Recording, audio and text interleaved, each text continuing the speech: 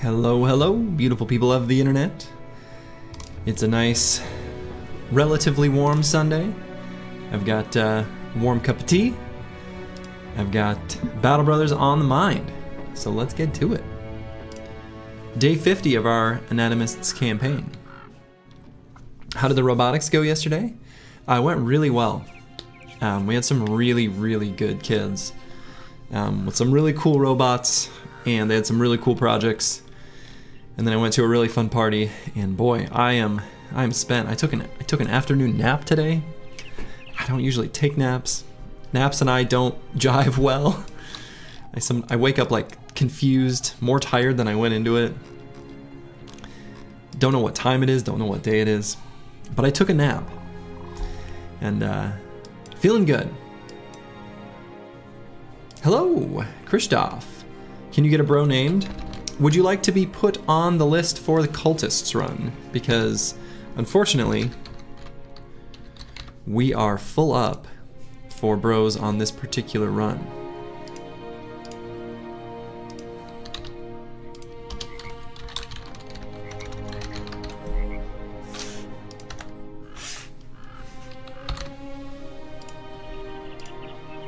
Excellent. You are added to the list.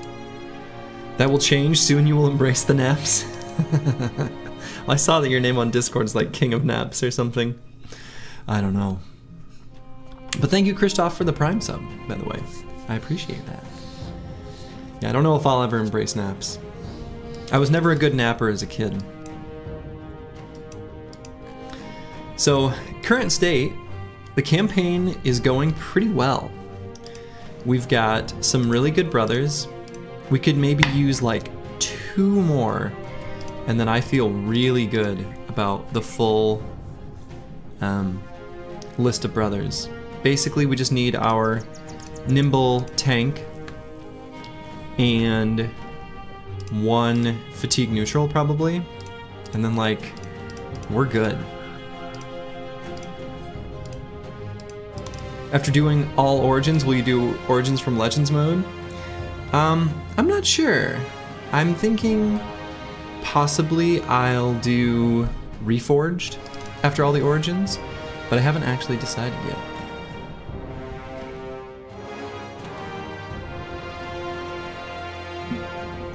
Your wife is napping behind you? That sounds lovely.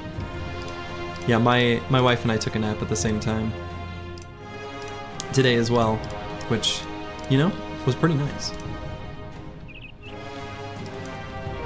Yeah, I'm definitely, I feel like I owe the Reforged devs. They came and like rescued the Oathtaker's run in the middle of it by literally, from watching my stream, seeing a bug, fixing it live, and sending me the mod fixing it. Again, incredible. So, hello Lukey Dookie 09. Alright, so current state, we just returned to the stone pillars and we dropped off the Unhold hides. She's looking for the Necro Savant dust. We've got a place where we can get some right now. Now, I do plan on doing the stone pillars this run. There's one thing we need before we can do that, and that's going to be the Goblin Trophy. So, once we destroy 4 locations controlled by orcs, we'll destroy 4 locations controlled by goblins, and go from there. So, what should I do now? That's the real question. We've got a lot of money. We've got a little bit of recruiting to do, and I'd also really like a handgun. The name of that undead camp goes hard. Coven of the Flying Dead. That does go hard. That sounds scary. So, we also had an update to our exclamation mark potions command. The Chaucer made us a nice little spreadsheet, which is lovely. I can actually see him editing it on the other screen. So, that'll be a table is a much better way of storing this data. So, anyway, I think I'll discover this little area of terrain now. and maybe head down to Stromark, and then over to maybe to Hob and Hikma, and then maybe make another pass at the Wilds. I feel like that's a pretty good plan. Works for me anyway. We do have a couple bros that are sick from imbibing a couple potions, so I'll have to be mindful of that. When I get the last 2 bros, I'm going to replace the recruiter with the surgeon. And then, yeah, I think from there it's just like take big fights, discover stuff on the map, and hopefully we can do all the legendary locations. Do we want to do the Necrosavants for their potion? We do want to. We could go back for this. We're not in great shape to fight Necrosavants with the sicknesses right now. There will be opportunities to fight Necrosavants soon, I think. Maybe in smaller numbers than were present there. Hello, Akibio. Welcome, welcome. There was that roaming band of 4 from last stream. Yeah, they were... We like walked past them like over this way, right? We could try to find them. It can be a bit tough to find roaming groups. We also do want to fight Alps. You can find Alps in the middle of the night while you're wandering around, but more likely than not, if we're going to fight Alps, we're going to be doing that from a contract. So that's another thing that's kind of, you know, loosely on my mind for things to consider doing. Lindworms. I think if I had a couple handguns, we could maybe do lindworms. It'd be a little spooky, but we're on the verge of being able to do that reasonably safely. But I think right now I'm gonna still avoid those for now. Also, hello, Aerodim. Nicest Battle Brothers runner. Well, thank you.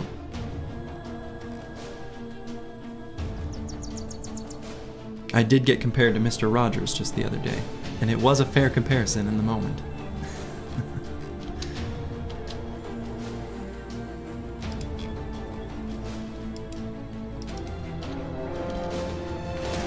Alright, we've got a nice little Briggy camp here. You need a cardigan? I do. Actually, the sweater that I wore to the Christmas party yesterday was...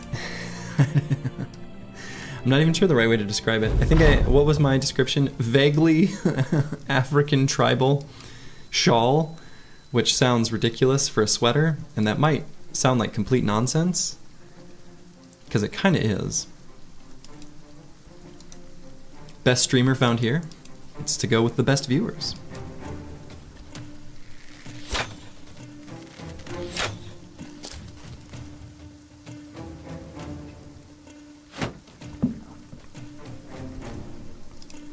I think that sweater is just in the dryer.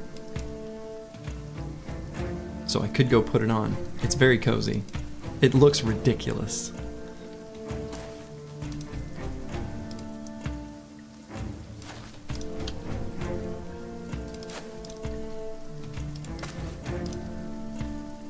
Okay, we've got a long axe here. You love to see it.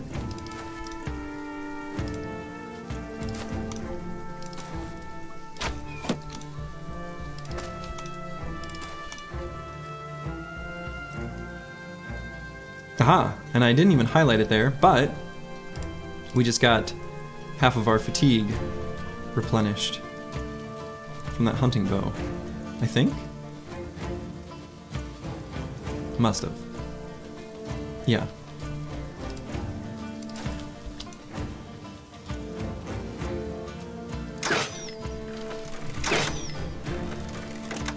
Alright, wanted to move forward in formation in the first half so they could all concentrate their fire on our anticipation banner, as anticipated. And I think the rest of the squad will just push up a bit further.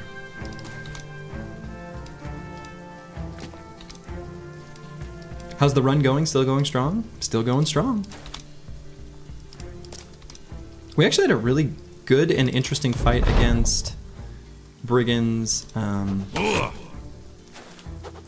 last stream. It was a really big briggy camp.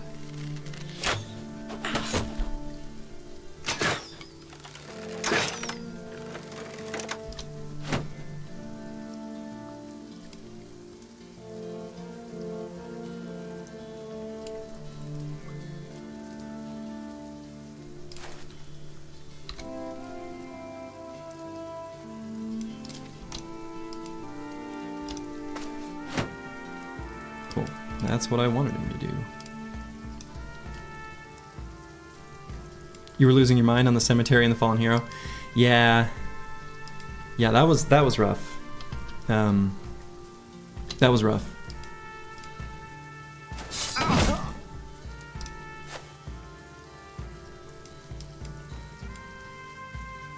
He has shown the axes can be of good use. Indeed.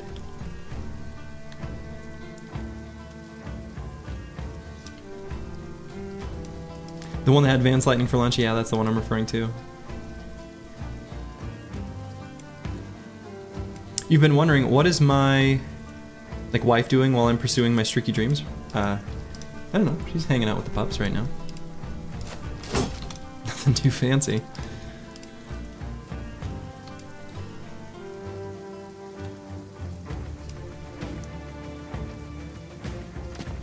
Yeah, axes are really good on AI because they don't have to be making cookies. The cookies yesterday, they eventually did turn out good.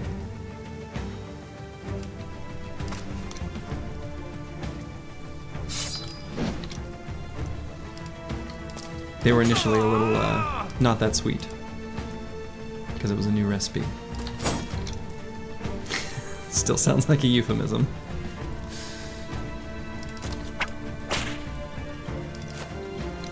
Hello, the zoning bro.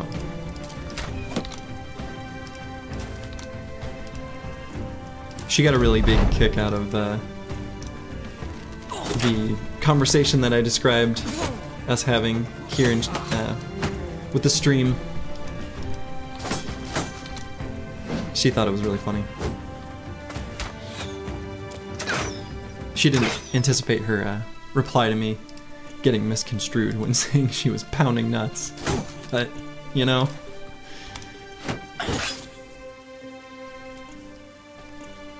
You thoroughly enjoyed Vance being heroically sacrificed for a warm body, bro? Well, we had... Yeah, we had an unfortunate,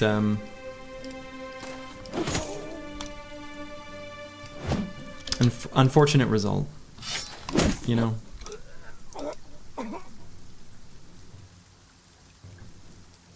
What do we think the chances are of whipping this guy in the head? Low.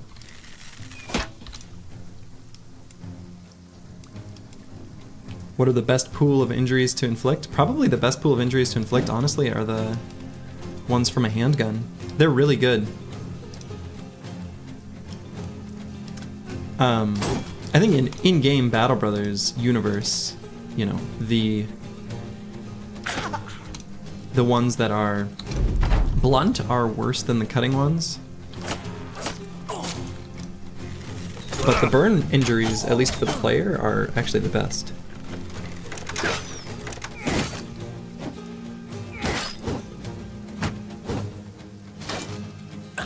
Yeah, blunt headhunter. The headshots for blunt injuries are really good, yeah.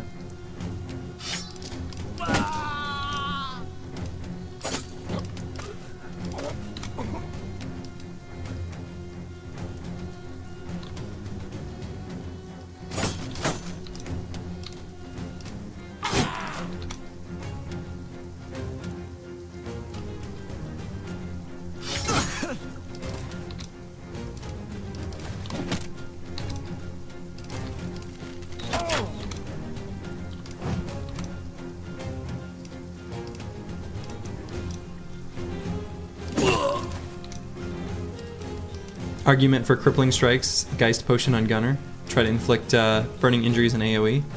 Yeah, I think there's an argument for it. We already used the Geist Potion. So we won't be doing that, but I do think that's totally valid.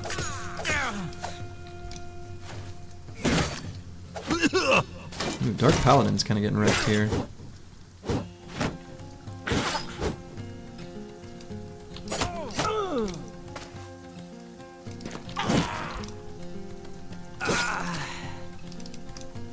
Isn't the Geist Potion only for melee?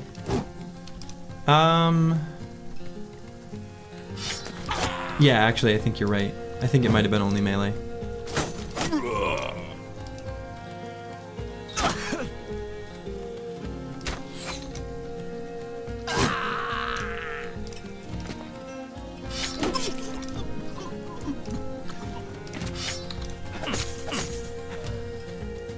You can check the exclamation mark potions command for questions about the potions. Hell yeah. Hell yeah. Love it.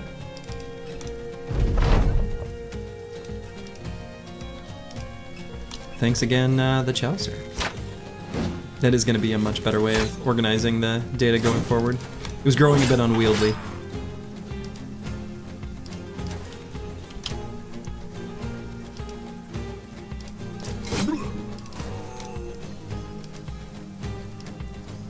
Bloixor, was that checking the code?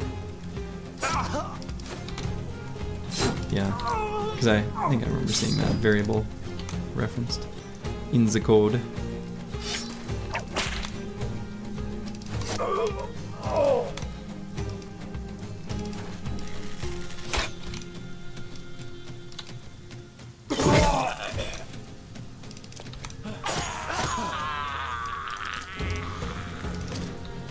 We'll run this guy down.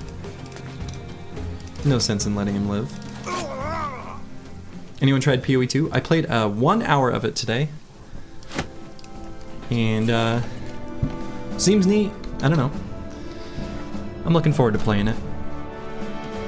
I'm not gonna go nearly as hard as I have in previous PoE, you know.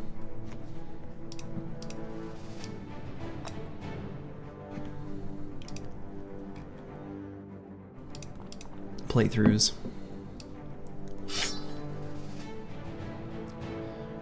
They're already nerfing skills. Not too surprised.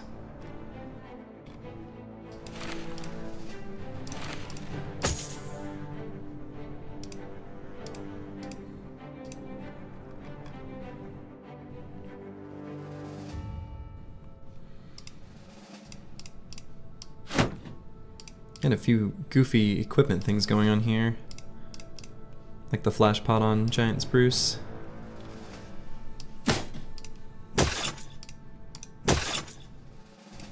Okay. Alright, let's get to Stromark before nightfall. Hello, Lucid Tavi. Welcome, welcome. I'm trying to remember if I had made it to Stromark yesterday at the end of the stream or not. Love seeing these ambush trade routes. Can get a pretty penny for a whole bunch of stuff. Do I hang on to the witch hair for any reason? I do so little things with Hexen, generally. I'm not gonna bother with protective runes and sigils. Hexen trophy necklace requires an apple. Night Owl Elixir, I'm not gonna bother crafting those. Okay, I think I can just sell them. Oblivion Potion, no, I think that takes the apple. So, the Witch Hair is not even a component in the Oblivion Potion.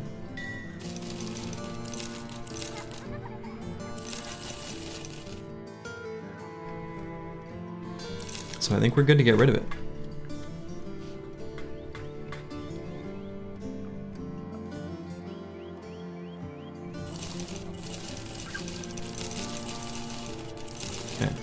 I don't think we have any use for the pocket knives at the moment. I think we're good. Maybe that one. Okay.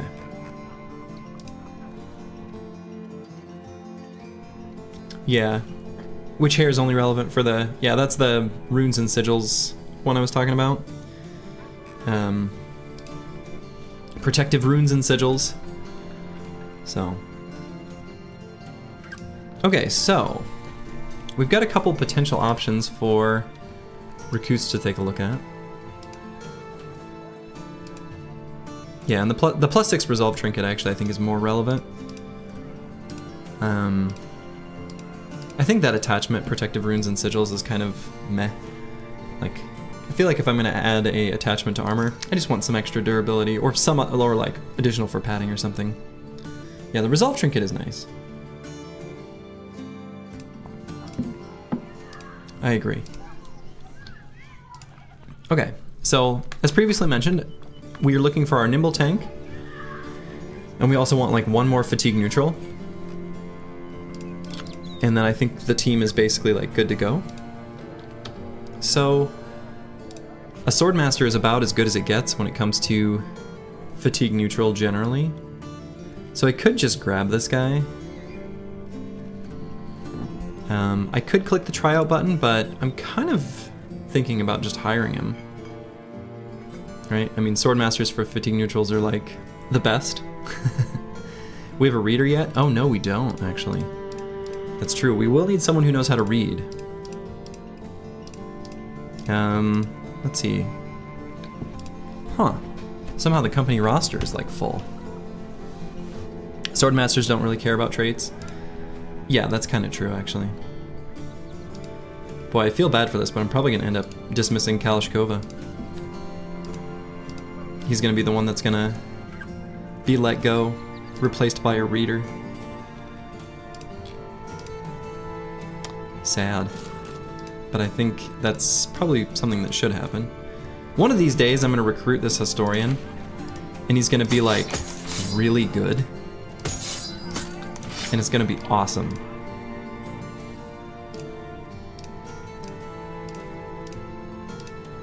Club-footed historian. Club-footed, let's go. Alright, club-footed. Pretty sure I know who I need to name this after.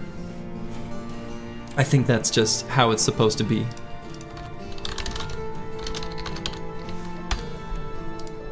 So, we've got our reader.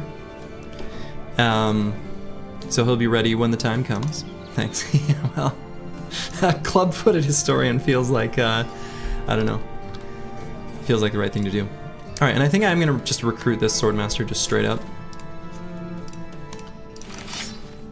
Okay, he's a little bit meh. Actually, like, kind of disappointing. Almost, like, genuinely disappointing. Ew, he's kind of gross. Wow.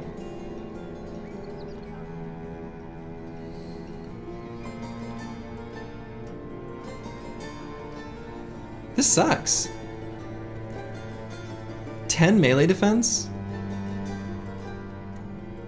40 hit points? 75 fatigue? 73 melee skill? He almost low rolled everything. What the hell?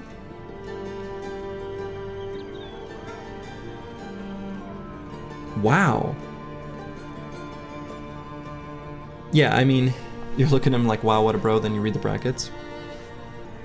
He low rolled almost everything.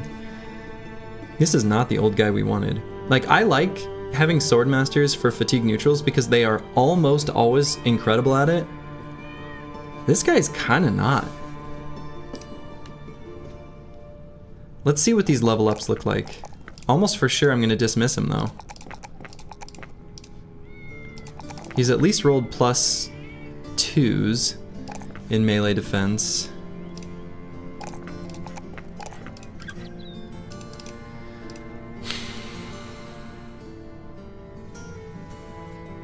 Wow. Finally have a fencing sword at least? True. True. I almost kind of want to just dismiss him. It's day 50. We've got a little bit of time to be a little bit greedy. I don't know.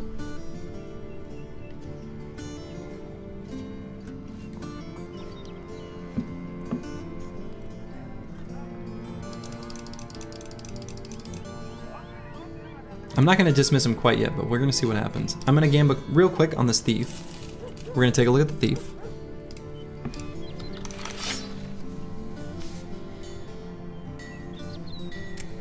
Thief's okay. But not quite what we're looking for. Great day one, bro. Yeah, definitely. Definitely great day one, bro.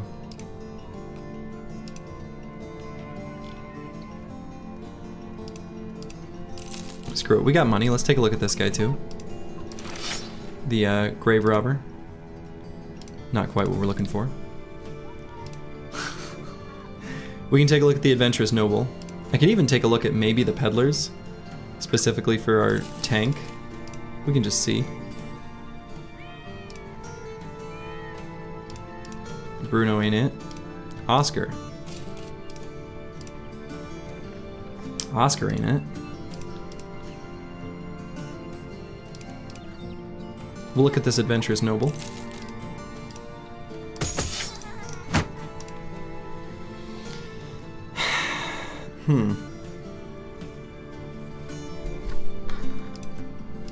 Also, kind of not what we're looking for. This guy's better. Like, ugh.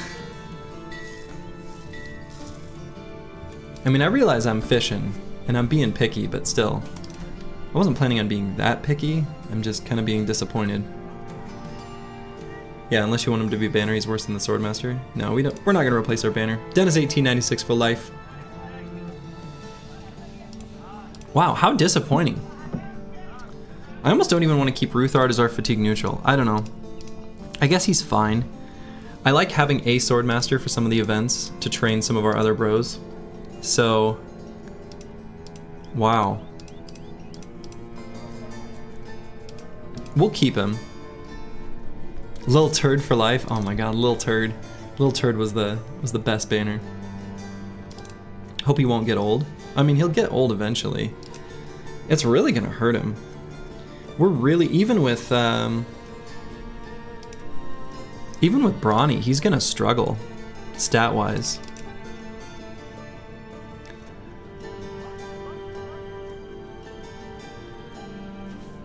Lil Turd's your goat? Definitely. Mine too.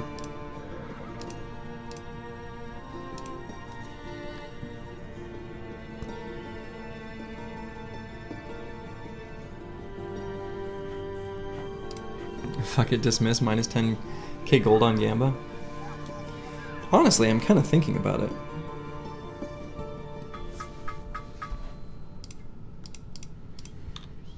We don't need this guy, right?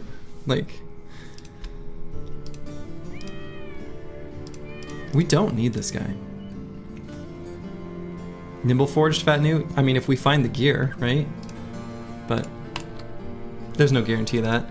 Wow, did I just waste a whole lot of money. Holy shit.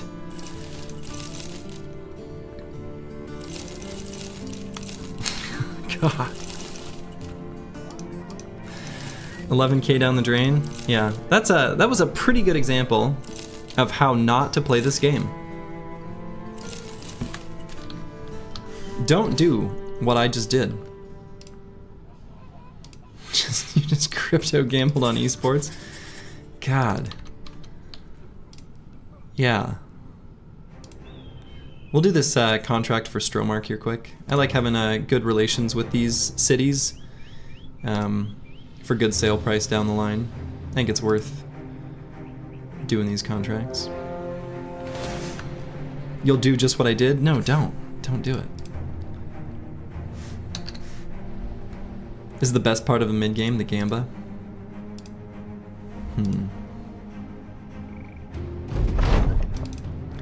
What if those bros were good? It's not like you're gonna struggle to make 10k easily pretty soon. That's true. That's true. You don't think it was a bad play? Yeah, I mean, maybe. It's also, like, kind of unnecessary. So there is that.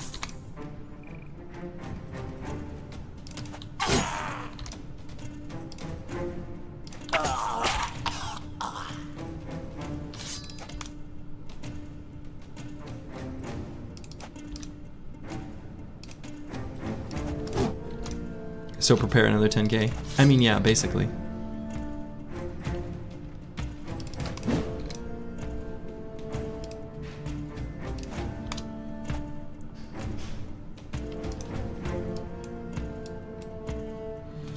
Yeah, Advanced Noble is a little bit of a stretch.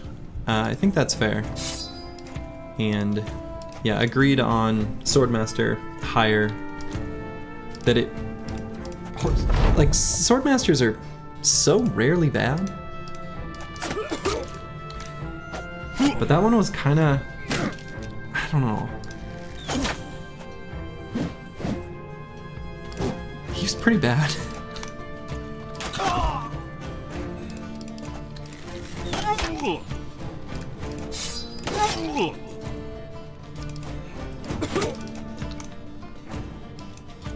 It took an actual min roll to be meh. True.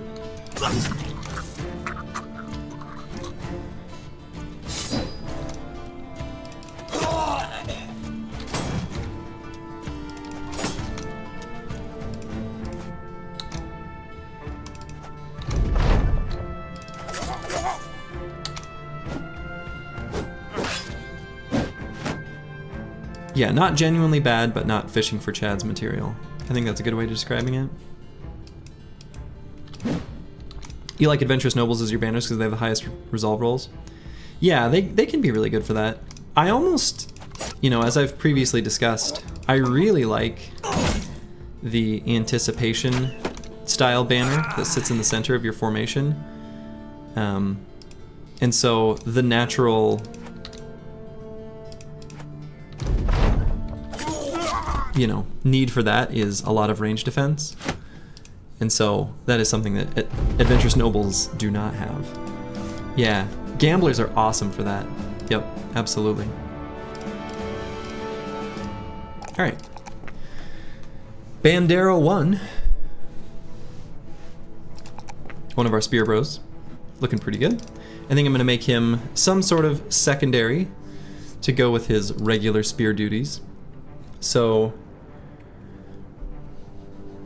we've got a couple perks left to grab. Just 3.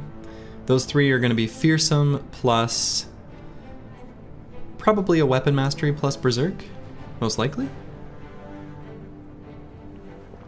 Bandero still has your weapon? Oh no, Kalashnikova, were you watching 10 minutes ago?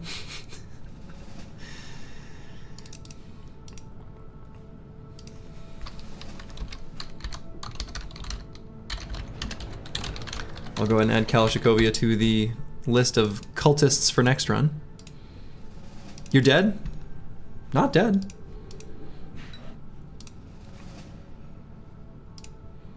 Not dead.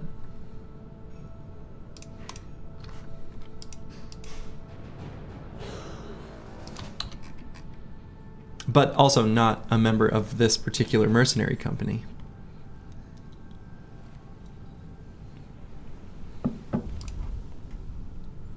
You were replaced by a historian. Somebody who knew how to read.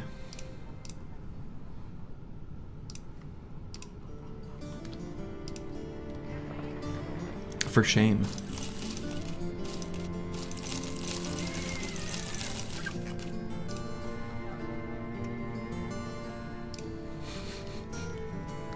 Took your seat on the bench, yeah. Yeah. So... you were replaced by a club-footed nerd. Oh no, it's true. Yeah, it's true.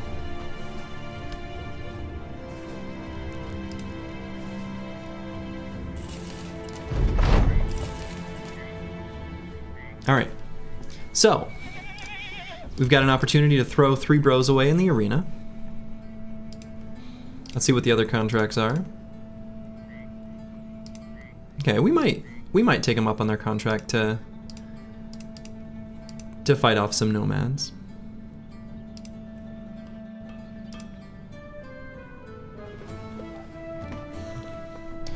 Some potential recruits for our company's remaining needs as well. 3 nachos, sign you up. 3 hyenas. Okay, that's pretty easy.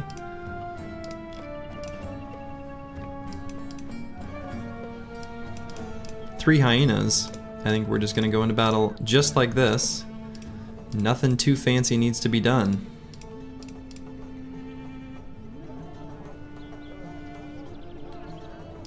We'll just go in with these 3 bros.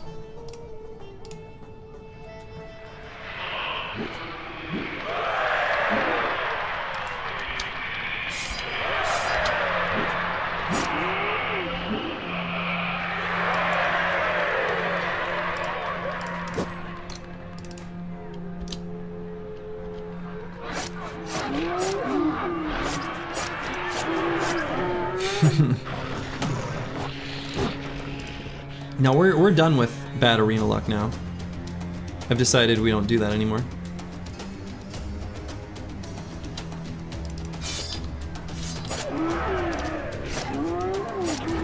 We only get lucky in the arena now.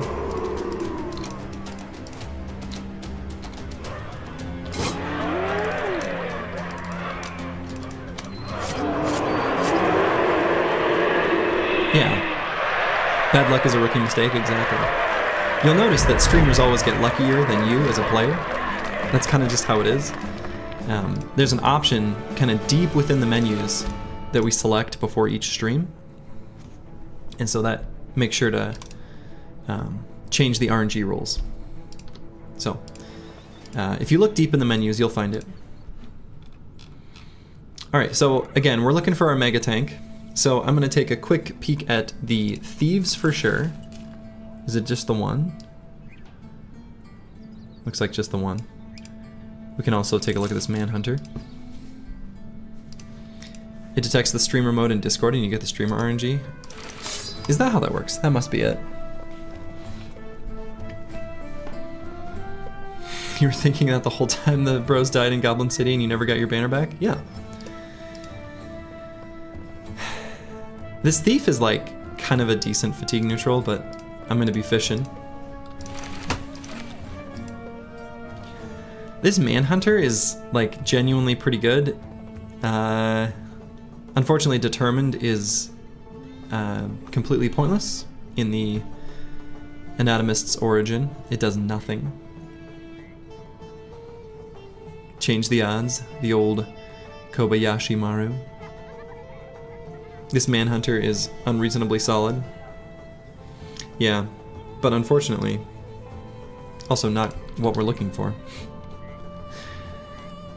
I'm still fishing. I can take a look at a cheap nomad. Nomads can definitely do what I need them to.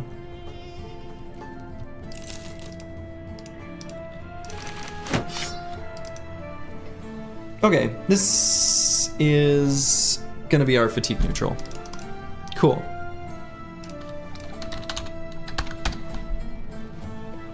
This guy's pretty good.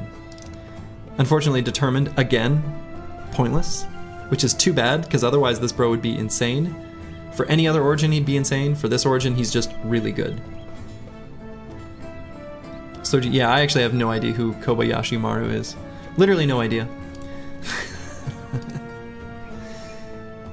With his stars, isn't he better as a nimble tank? No. Because resolve, good, yes. Melee defense, good, yes. Hit points, I mean, this is a good roll, but he's not quite what we're looking for our mutant. Why is determined not that great here? The anatomist's origin, you literally cannot be in confident morale ever. So, it just does nothing.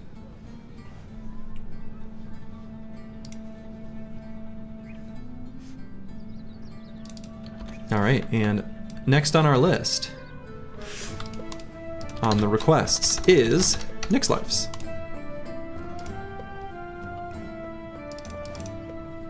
Wonderful.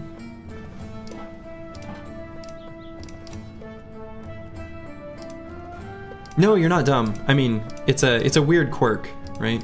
It's a weird quirk to the origin.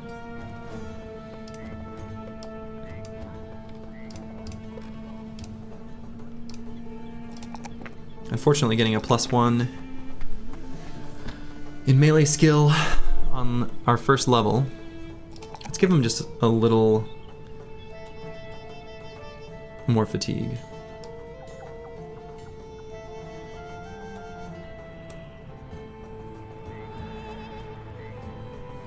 You feel like the nimble tank Slurgi is wanting to have like 40 plus MDef without shield. And honestly, I'm kind of hoping on a really high hit point roll. Because we're going to give him a bunch of things that make those hit points matter even more. So, yeah, I did get a high rolled Swordmaster with 3 melee defense stars and deserters. I'm pretty sure that's right. Alright, so we're still looking for one more bro. Just one.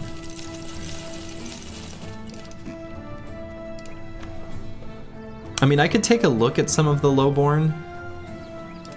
Like, it's unlikely. I know, I can press the tryout button. Why don't I just do that? Because that's almost free. Okay. Well, whatever.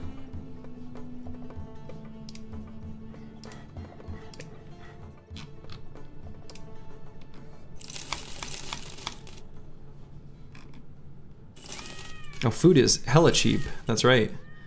We've got some sort of special thing going on in the settlement. Good harvest. Hell yeah. Let's go ahead and take advantage of that. Tough and Sure-Footing are both lowborn auto hires for tank, yeah? I think so. That would be, those would be the for sure ones that we would look to take them on. Alright, so we can maybe check out this defiled battlefield over here.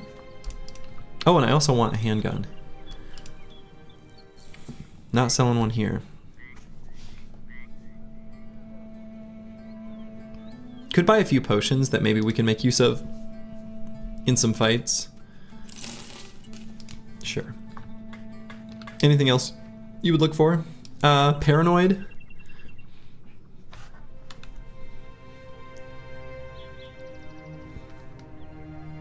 I guess that's it.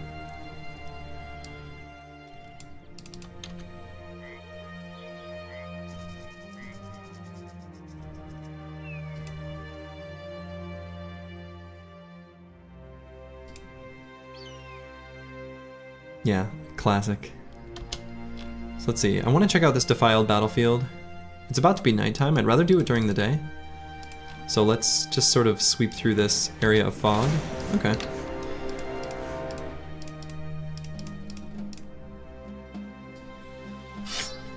So this could be Ancient Dead. The possibility exists.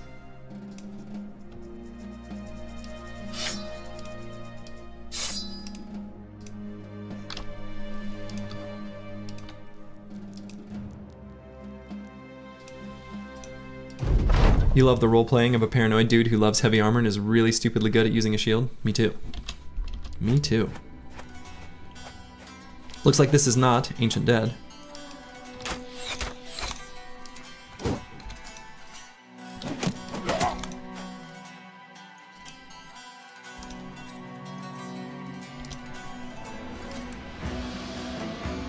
If he lived in 2025, he would own a bunker. You know what's funny is, this is a kind of an apropos of nothing story. I mean, it's sort of relevant, but when I started up my garden beds, I built these like, let's see, they're 8 foot by 4 foot garden beds, and they are 24 inches tall. Anyway, I built 6 of them, and when I wanted to initially, like, you know, populate them with crops, seeds, things like that, I wanted to get like a variety of different things, like, you know, a small amount of a variety of different plants. And the marketing around those is wildly like doomsday prep, like mega ultimate seed pack, you know, 6 heirloom varieties of this and that and whatever. And it was like, the advertising around it was so weird. I was like, I just want a variety. I just want to grow something that's not just like a whole bunch of green beans. I want like a little bit of beets and a little bit of, you know, bib lettuce and a little bit of this and a little bit of that. So, I don't know. Very strange.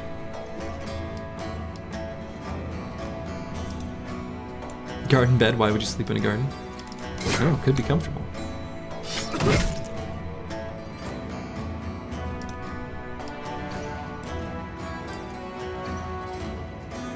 Plethora of Chosen seems much harder than a tier 3 orc camp? I don't think so.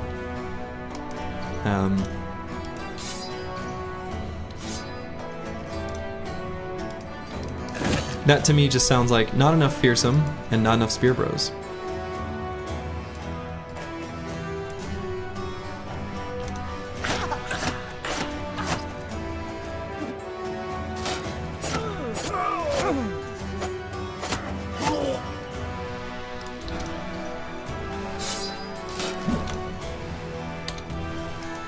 I feel like Chosen are the most overrated enemy in this game by a long shot. I will die on this hill. Also, too many Forged Bros, right? Nimble survives very well against Chosen. Forged, not so much.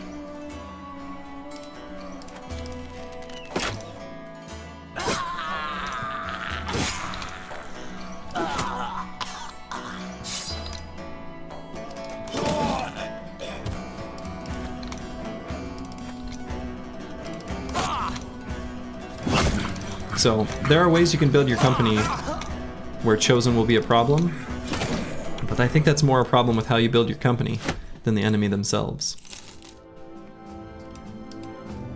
Not getting hit is pretty good in Chosen fights. It is.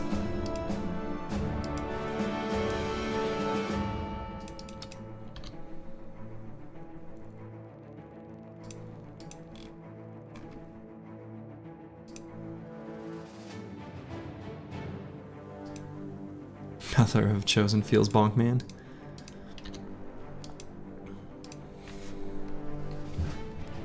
Yeah, I mean, it's not like they're not threatening. Honestly, I feel like the Plethora of Chosen is not that bad, but Chosen plus Unholds, that's pretty scary.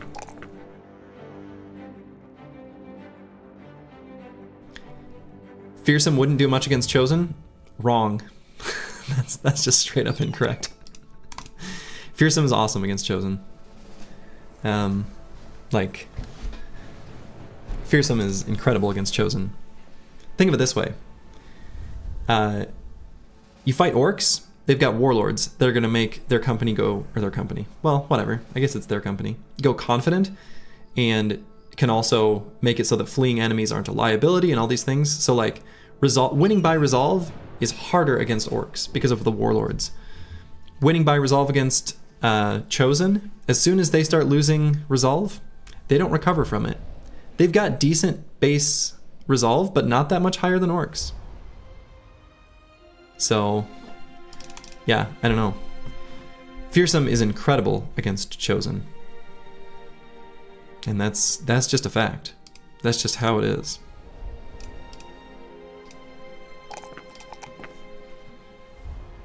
Alright, Ballenstollen got another 4 roll in fatigue. I guess I'll take it.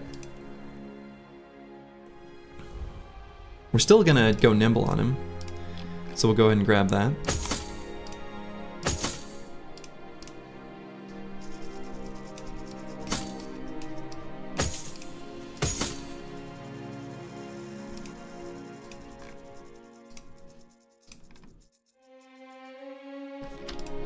Okay.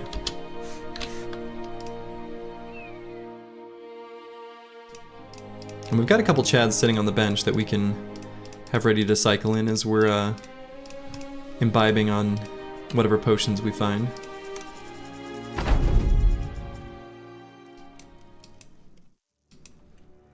Yeah, you got your ass handed to you by Chosen, so you're biased. Yeah. Yeah, it just takes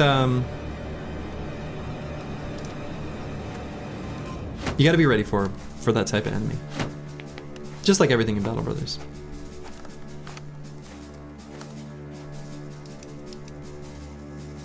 Okay.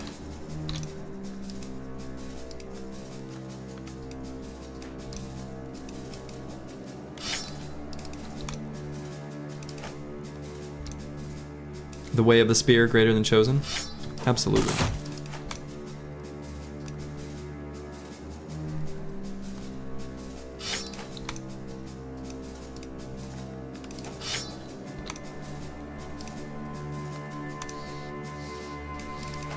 sort of screwed this up a little bit in how I have these bros. I think it's okay though.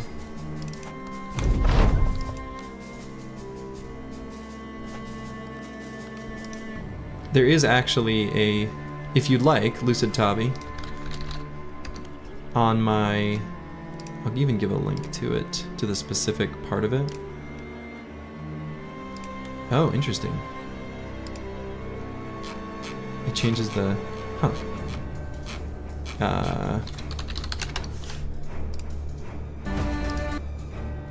it's an older stream, but here, I'll even give this link time-stamped. I fight with a pretty young company. I fight a whole bunch of Chosen and take literally 0 damage.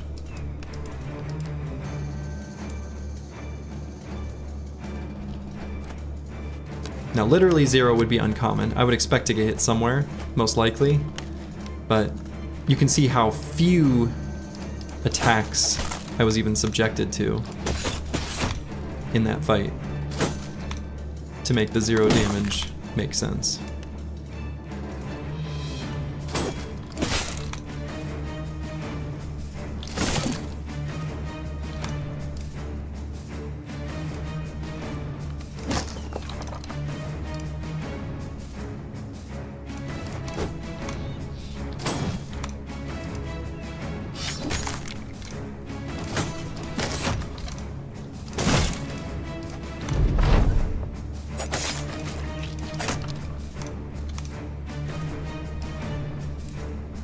You had a perfect opening fight on a recent run, no attacks taken? Hell yeah. Hell yeah.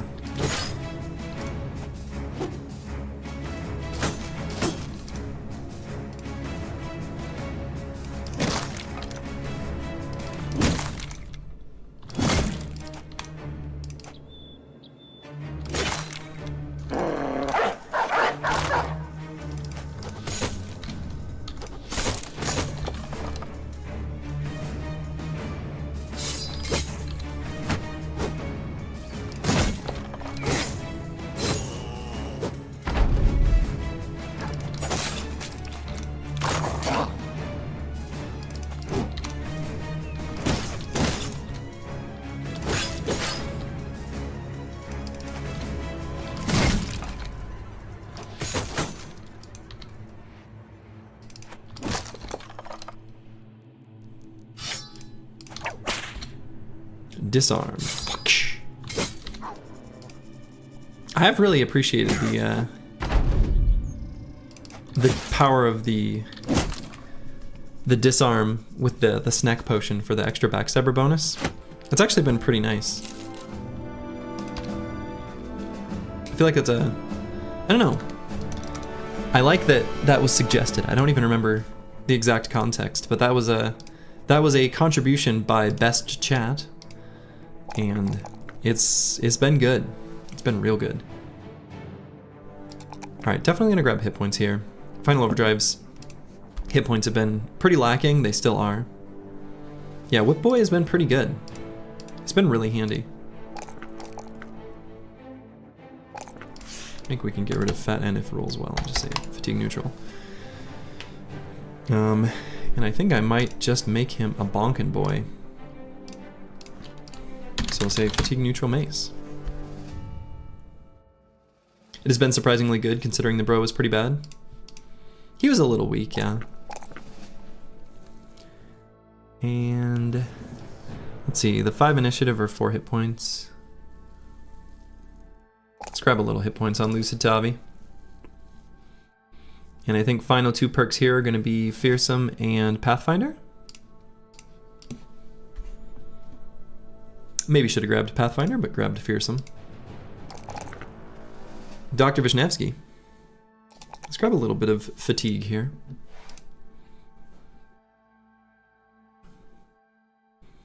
He was certainly not the Swordmaster Whip Boy kind of guy. Yeah.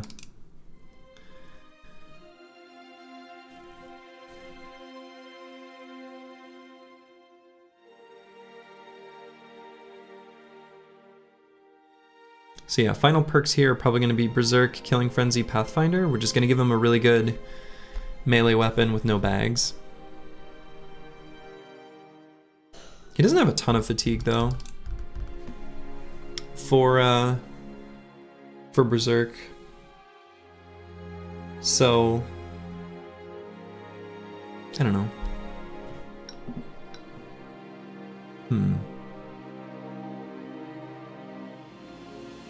Let's grab Path on this level. We'll see. If he rolls another 4, I think I'll feel okay about it.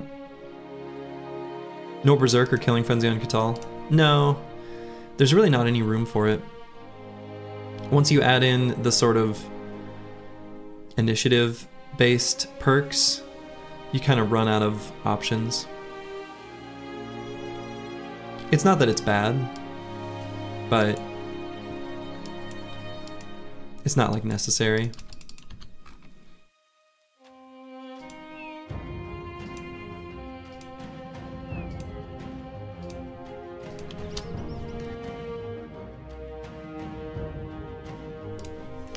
Muted my mic just in time for a big ol' sneeze.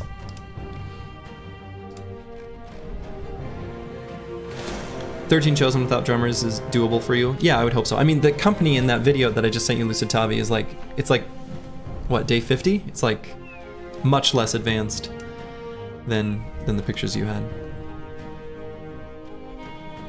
But the drummers do almost nothing. Drummers are like pointless. Drummers do literally like nothing. They're the most useless and pointless enemies that exist. Chosen are never going to run out of fatigue.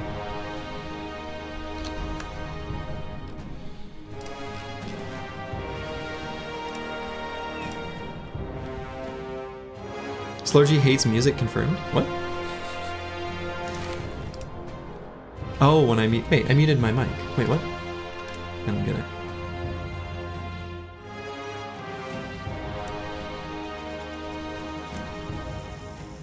Alright, so we have the opportunity to get our Necro Savant potion here.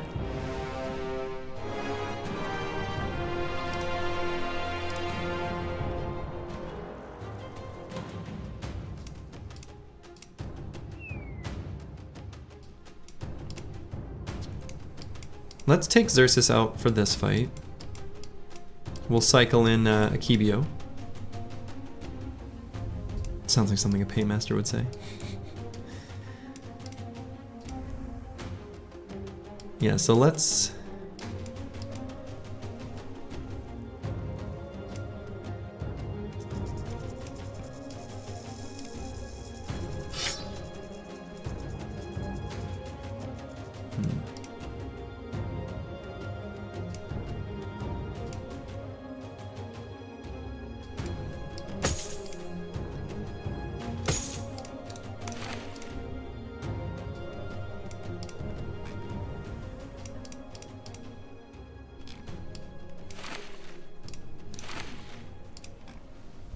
kind of getting the team into a big old block to be ready for this fight.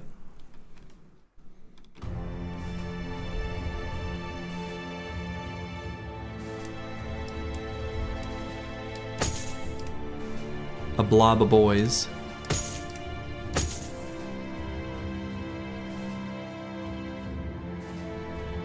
Vampire Potion's very good on someone that can... Yeah, so the plan for the Vampire Potion is to give it to Thetic Acrasia, who's going to be our riposte mutant god. So that's the plan. Let's see, how many... Some Necro Savants. So I could equip a couple more nets. I don't know, do I need to?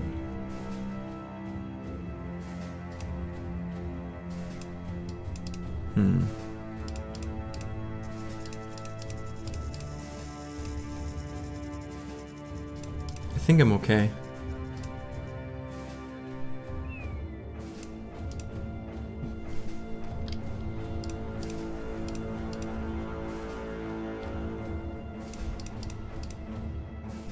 I mean, I could use the reinforced ones. I'm being a little careful about using them, but I'd rather use them than lose a bro. There's probably going to be opportunities to fight Webnecks later, to get the mats to craft some new reinforced nets. Why don't I just keep this battle low risk and just have nets on the whole back line? I feel like that's smart. I'd rather just over prepare. Okay.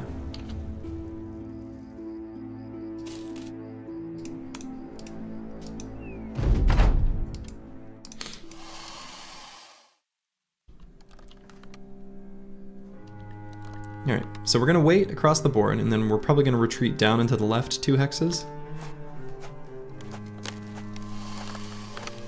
Does he eventually get Lone Wolf because you can make him drink the Hex and Kraken Pot to make him a nuke that you send off? Yeah, we are going to give him Lone Wolf, actually. I think that's the plan.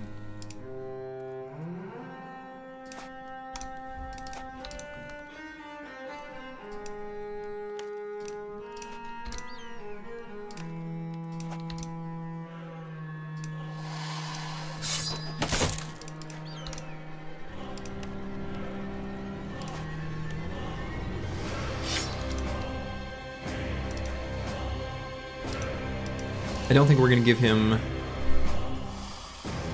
the Hex Potion. The Hex Potion's going to go on the tank, I think is going to be the plan.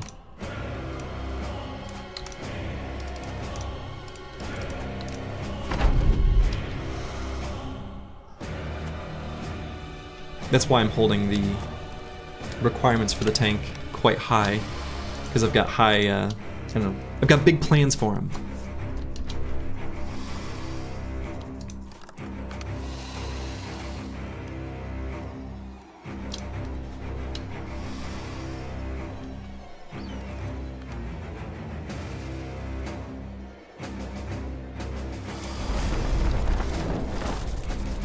Oh, don't take a result check.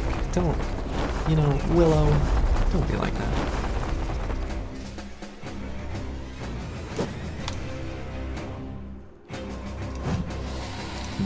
Tried for a big ol' stun.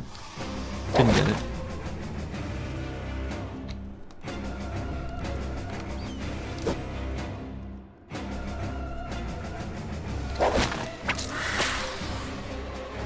Whipped a boy in the head.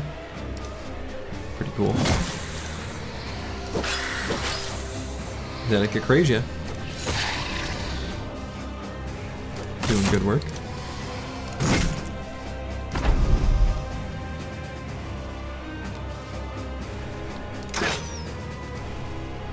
I feel like shooting across the map at a Necro Savant is a very weird play that I don't think has ever happened. Also, them walking? What was that? That was weird.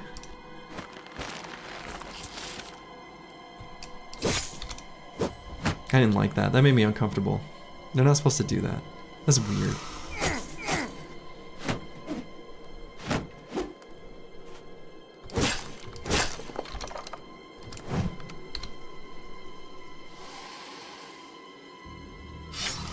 IRL resolve check. Yeah, I didn't like that. They're not supposed to walk.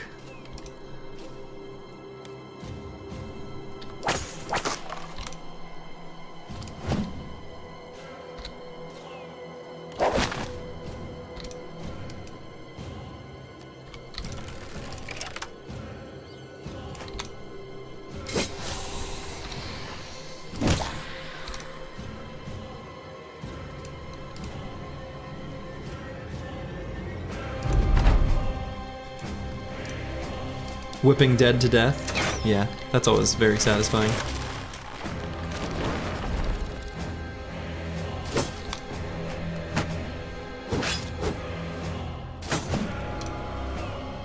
Whipping the undead back to re-dead.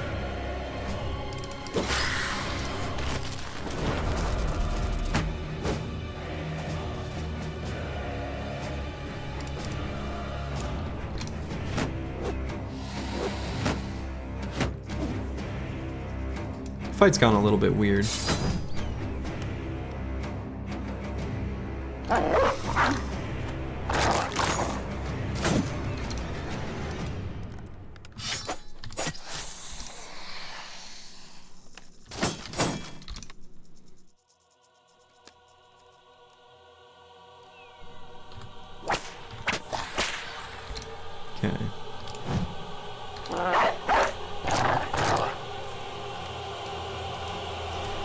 You won't make much use of the Hex Pot if you never get hit, unless you don't want any melee defense and related R defense on the tank. Mutant tank with Hex feels counterintuitive from your experience. I don't know. That seems wrong to me. Like, everyone's gonna get hit. He's the one that's gonna get attacked the most. So it's kind of like, let's take the thing that happens that is bad, which is getting hit, and making it better. And that to me makes way more sense.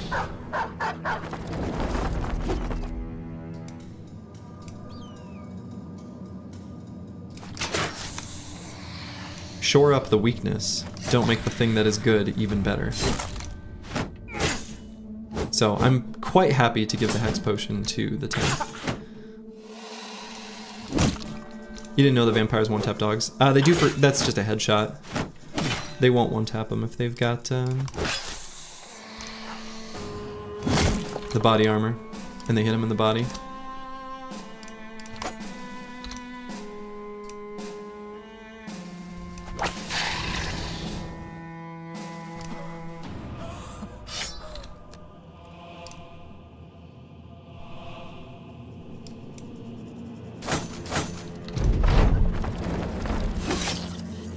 Yeah, vampires love taking out dogs.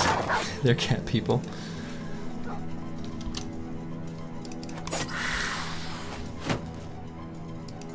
For some reason, vampires preferring cats over dogs does make sense to me. I have no proper rationalization for that to make sense, but it feels correct.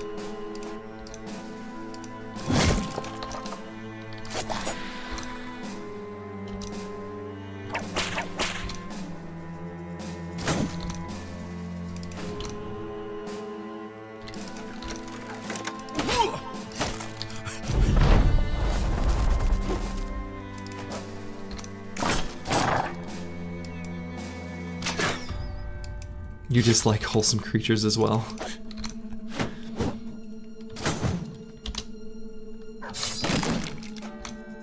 We're having the damnedest time hitting that Necro Savant in the back. There we go. That crazy got it. Cats draw more blood with swipes and bites. True.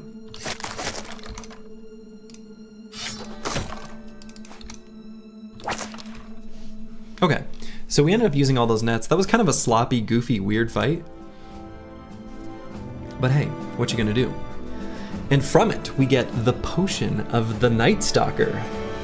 Whoever drinks this incredible potion, produced with the ash of a Necro Savant, will find themselves in possession of the miraculous healing powers of the undead creatures. It does not grant the extended lifespan associated with the abominations, however, quite the opposite, in fact. This may be considered a feature should the imbiber get a bit too comfortable drinking blood. Hell yeah. Potion of the Night Stalker. And we also got 3 Shimmering Ashes. Holy shit. Enough Shimmering Ashes to go fight... Huh. Yeah. We've got the Shimmering Ashes where we could do the fight against the Kraken anytime. We will need the Goblin Trophy before we can do that, though. So, Potion of the Night Stalker. We're going to put on Thetic Acrasia.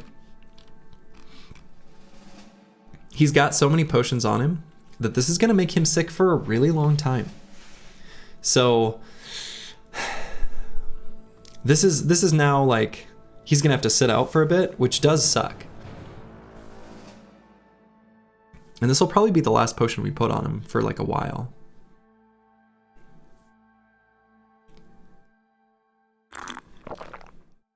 Yeah, we'll heal in 3 to 5 days. That's a long time. Yeah, it's like the game doesn't want you to make any excuses for not... Hey, they aren't excuses in the past runs. I wanted to. Believe me. Not an excuse. I just I couldn't. Couldn't do it.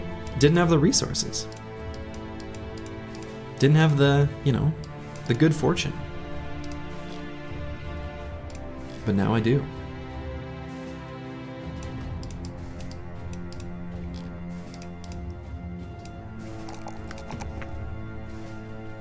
All right.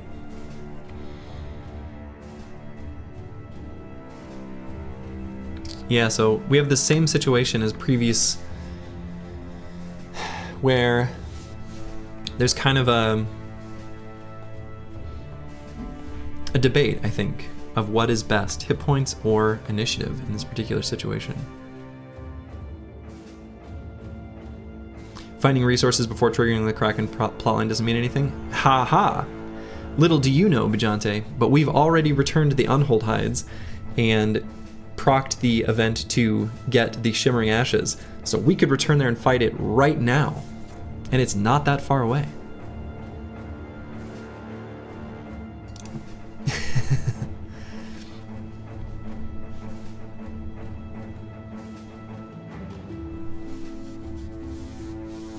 With his healing, you assume it's initiative? Yeah. Right? Probably.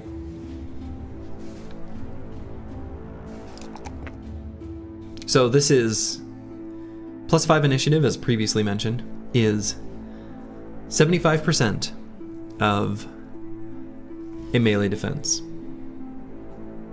So 0.75 of a melee defense when you have dodge.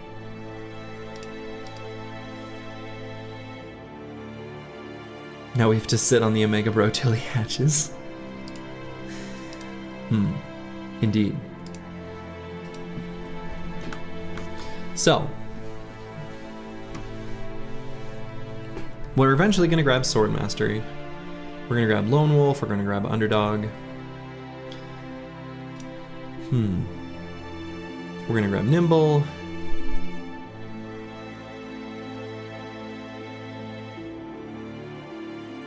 VODs suck? Yeah, but you can fast forward through the boring bits.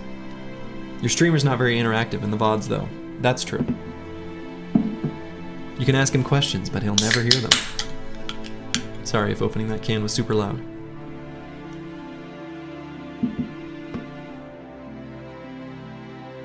You going 100%? Oh yeah, we're going 100%. We're going 100%. I think this is the updated build, by the way. And then on the big, difficult fights, we're going to drink a second wind potion. We definitely want to find, like, a fancy named sword. That's the dream. So, we're going to go named item hunting eventually. Honestly, could get a sufficiently good one from goblins even. So, getting the bounty hunter will be in our future.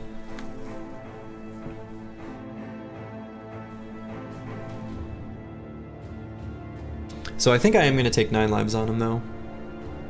Still a little shrug about that, but it's probably smart to do so.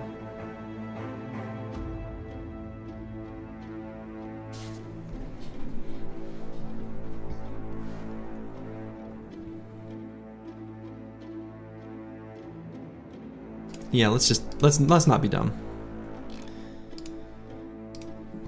No reason to be dumb. If he were to die, I would be so sad. Would he get reproach even though the riposte doesn't lightning? I guess not.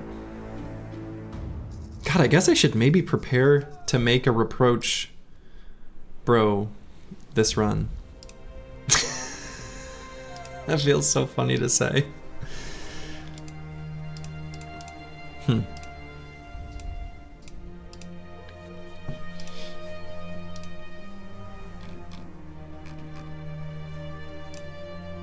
Alright, so I definitely want to sell stuff here before we embark on greater adventures. I don't think there's really any reason to do one of these contracts.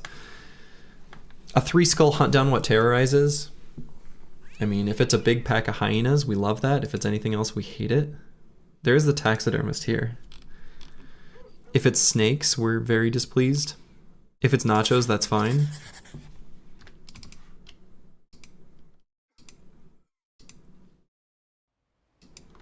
See if we can find the footprints. Hyenas. Okay, great. Wow. Hold that thought until after Kraken. Yeah. Yeah, that's probably the smart way to go about it, huh?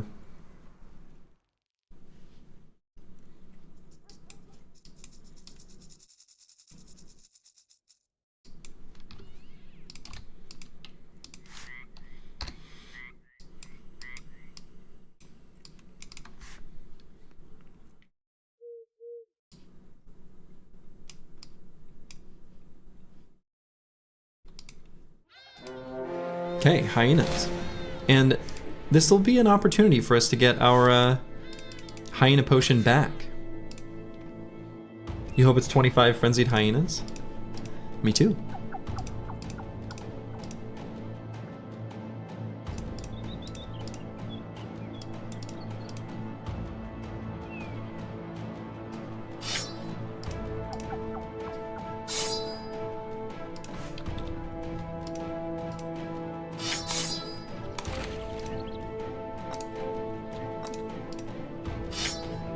Okay.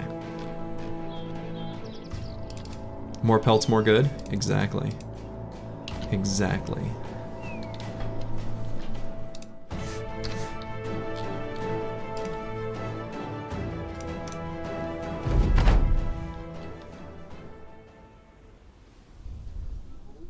Ooh. I'm gonna go ahead and take this high ground hex, since it's available, before a hyena can jump on it and get on top of final overdrive there.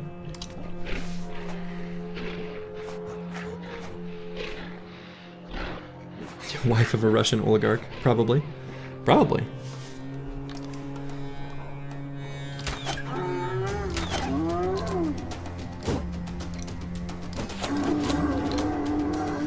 Cool. So I was thinking that would be a nice hex to do a spear wall.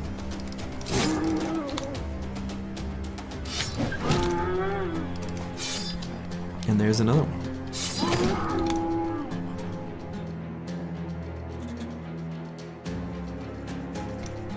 Oh, wasn't useless counter one. There have been a few fights where it's been fine.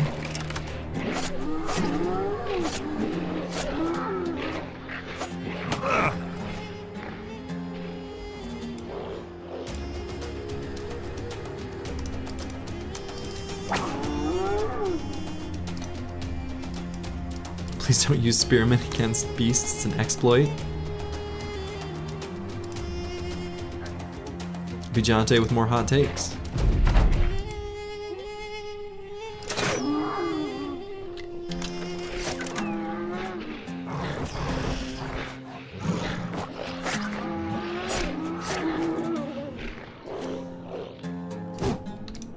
Fine is the top end though.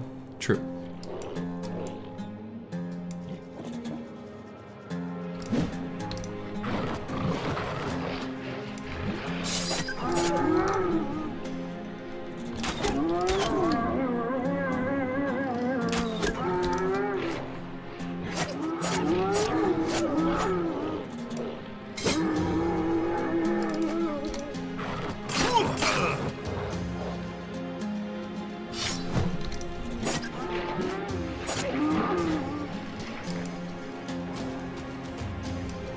Okay, so let's get in melee with these ones that are fleeing.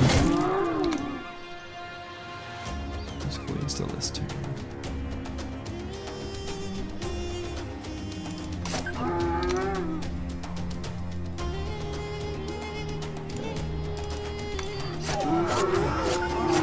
Can't let these beautiful pelts get away. That would be a tragedy. Oh, well, speaking of tragedies, I guess some of them are getting away. Oh, doggo. Press the button too fast.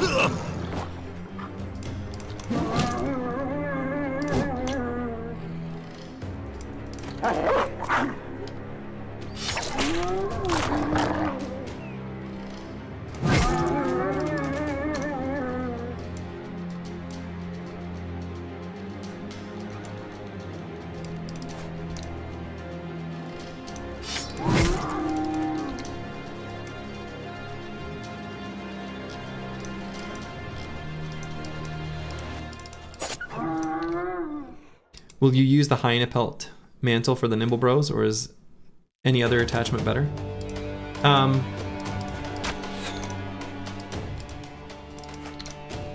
Any bro with dodge is going to get really good use out of the hyena pelt attachment.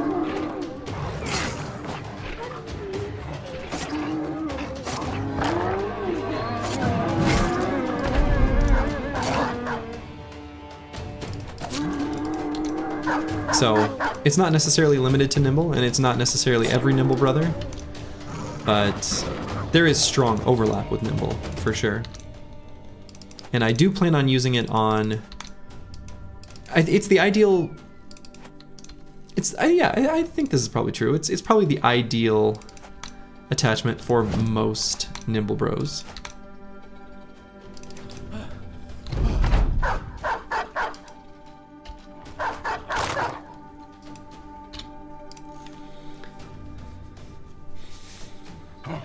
So we definitely like it. We want to get as much of it as possible. And because our previous brother who had this potion is no longer with us, we were able to reclaim the Bloodgate Brew. And we also got some more Raging Hyena furs. We've got enough of them to make 2 attachments. So we'll go ahead and do that. Hyena Pelt has good returns on dodge forward newts too. Absolutely. And not just because of dodge value, outspeeding more enemies is valuable. Yeah. I mean, I think that's the thing, is when I talk about it having overlap with dodge, it is more than just the melee defense, for sure. It's like, that bro has dodge because they have a bunch of initiative. That initiative is valuable for all kinds of reasons, dodge being one of them.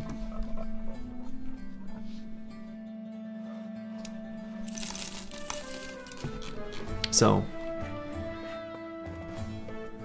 we can go ahead and craft the 2 hyena fur mantles.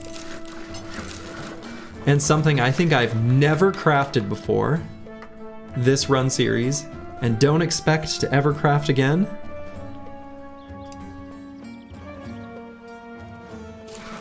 A large quiver of arrows.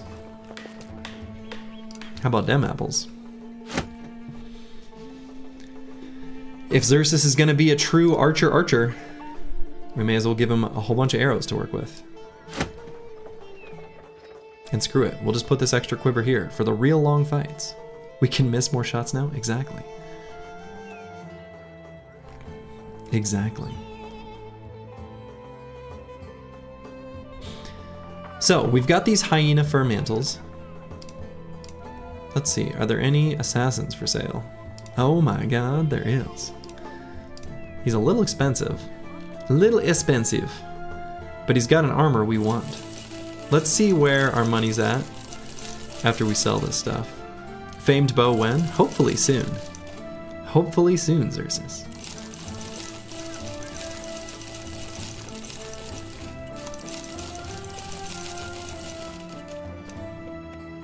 Alright, they gave us a decent amount of cash. No gun for sale, so I guess that's not happening. I don't know why it's so hard to get a handgun. All these... Anyway. Okay. I like your shirt, you're hired. Yeah, exactly. I like your shirt. I'm probably gonna fire you, but you know, I like your shirt.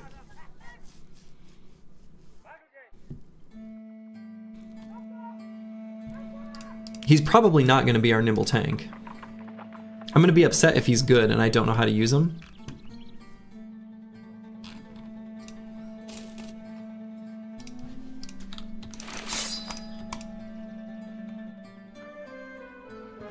He's pretty good. But like...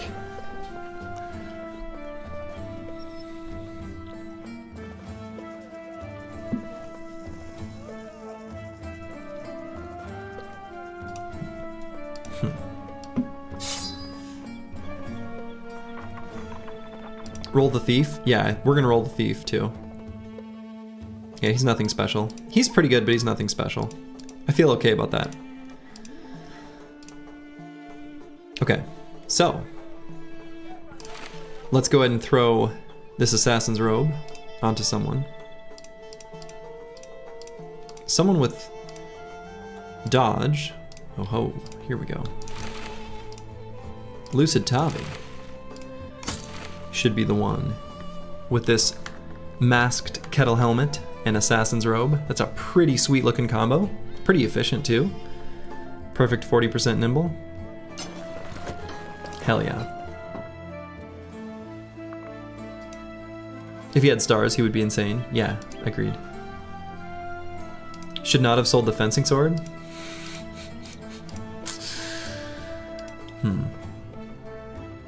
You look goated? Absolutely. Dude, I mean this kettle helmet, this masked kettle helmet, that's cool as fuck. Like, that's an awesome helmet. This looks like a serious assassin. Like you don't mess with this guy, right?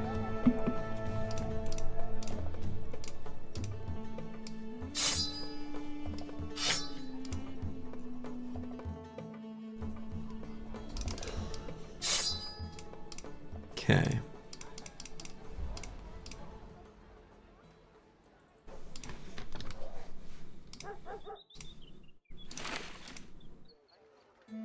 Yeah, I'm pretty sure this is unique to anatomists.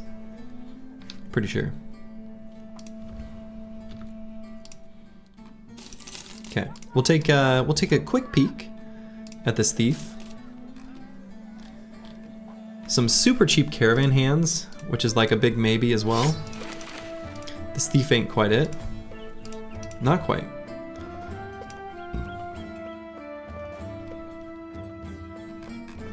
We'll take a look at the cheap caravan hands.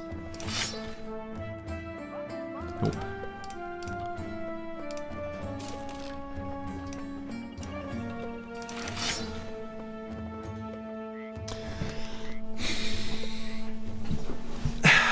Do I say this is good enough? It's pretty good.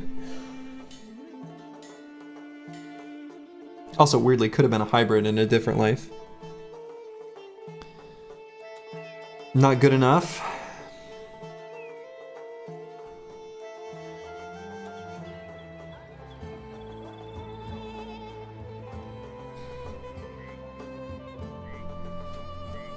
Yeah, 38 melee defense with gifted.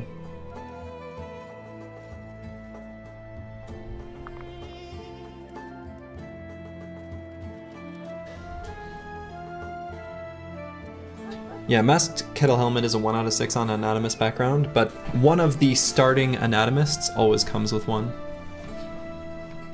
So, that's the one we've got.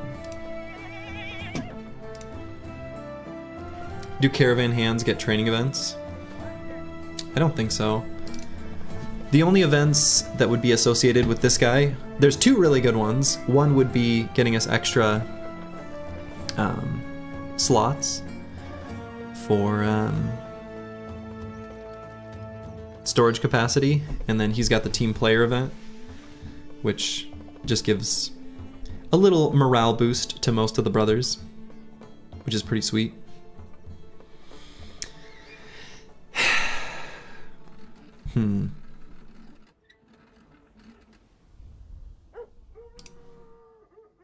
I've been doing a lot of fishing, and we're not catching anything. Morale not so useful on anatomists? I don't know. I'm not... Is that true? I'm not convinced that's true. I think it might be more useful, but I have trouble evaluating it. Roll with him but keep fishing? And we can't keep fishing though. We're at 20 of 20.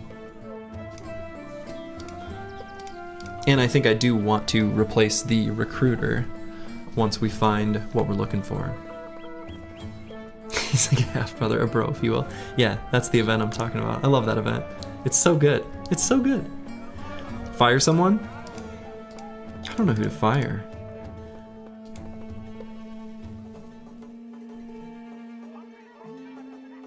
Team player event not amazing? I don't know. It's kind of good. It's a pretty big stat boost overall for the squad. Jury says guilty for not being chat enough. Let's see. Well, what day is it? All right, it's day 54. For the bro to be like fully trained up in time to be useful.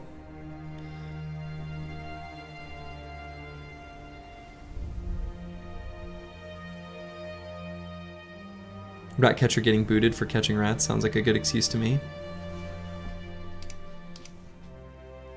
Yeah, we're probably not going to make much use of this guy. Realistically. He was kind of a specialist for anti-Lindworm. Still might keep him on for that. I guess we kind of got a Kivio to do the same thing.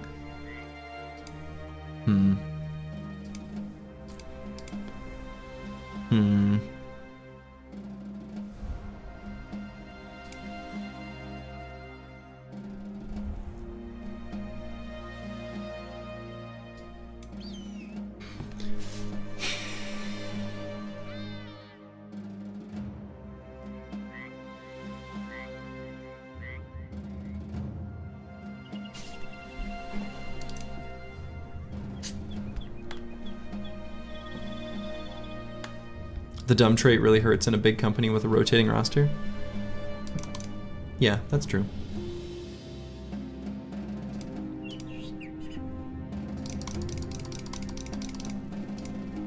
Alright, we're saying he's not good enough. There'll be a little bit more opportunity for fishing later.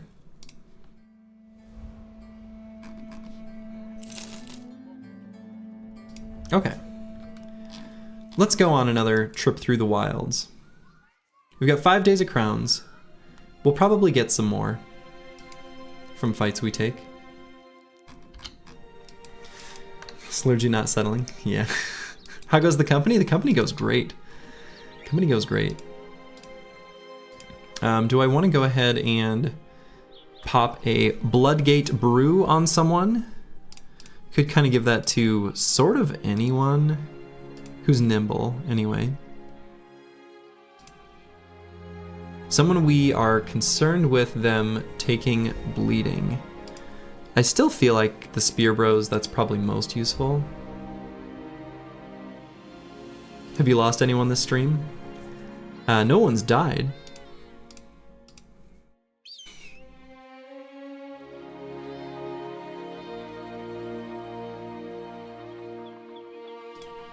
Yeah, let's go ahead and pop the Bloodgate brew on Bandera 1. Kind of hate that the Apotheosis is going to make him sick for longer. So, is what it is though. We'll go ahead and sweep through here. We'll look for fights against orcs. Hopefully it stays that way. Indeed, hopefully it does.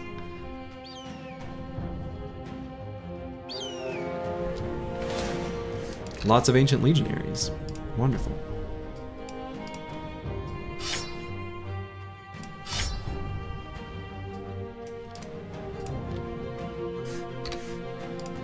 Let's fight these ancient legionaries.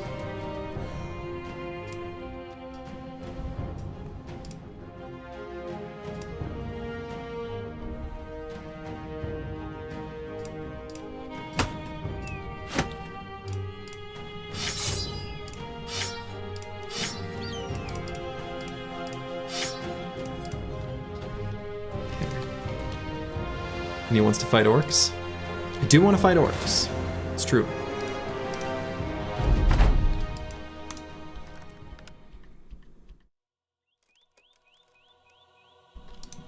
We should be okay against orcs. Have no fear, Crackalack. We'll be alright. No one's gonna die today.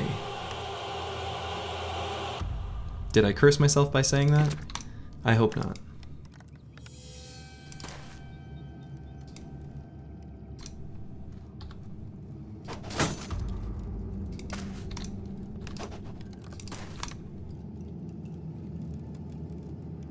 Oh, whoops.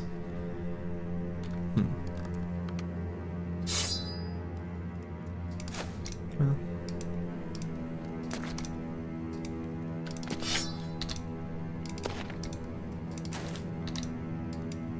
This obituary so clean.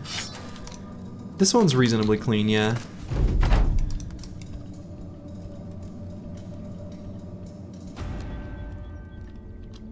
So we better get to changing that.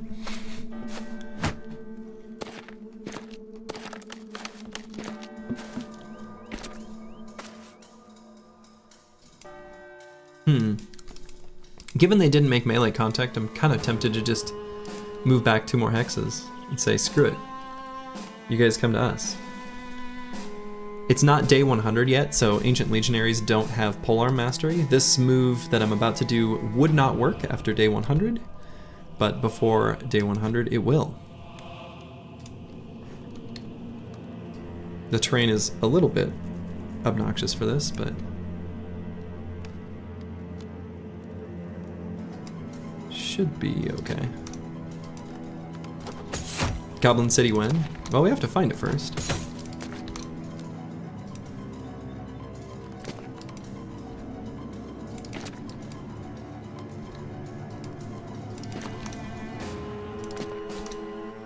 Or I guess I could have pulled the whip out and give a whip crack.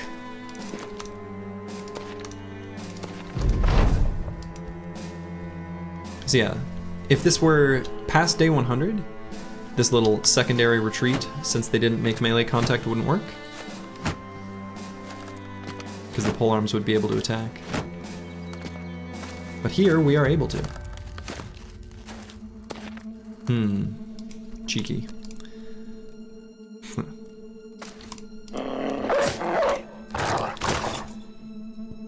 You missed the classic Goblin City disasters? I mean, you know they're still possible, right?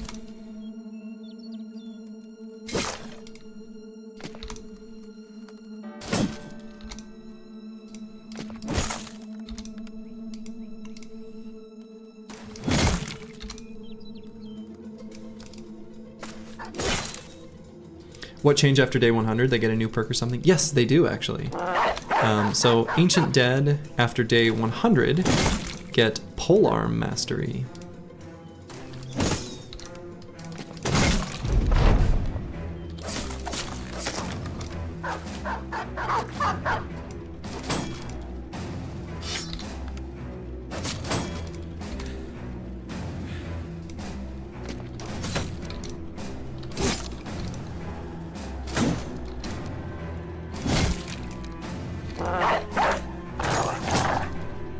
You weren't aware of that? Yeah.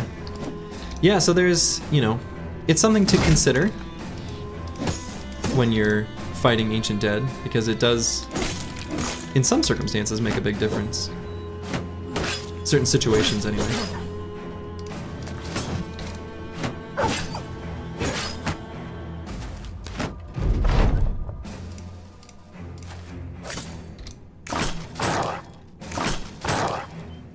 Is that a hammer duelist? How's that build working out? You've never tried it yourself? It is actually a spear duelist, spear bro, who just happens to have a hammer for this fight.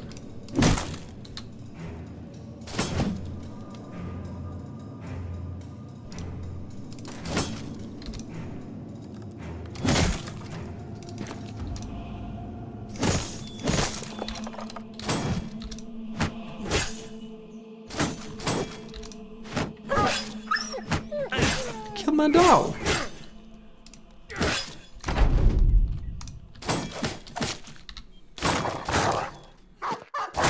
Hammer duelists are awkward without a good named item. Still pretty good though.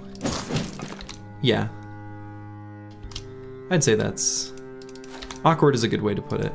Because it's not like they're bad. Like, they're good, but they're awkward.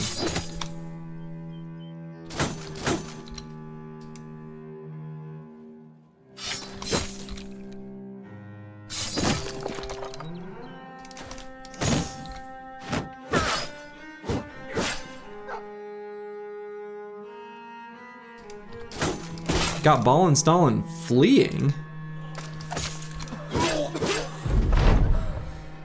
What is this nonsense?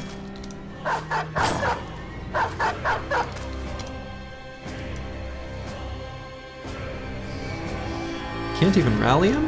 What the hell?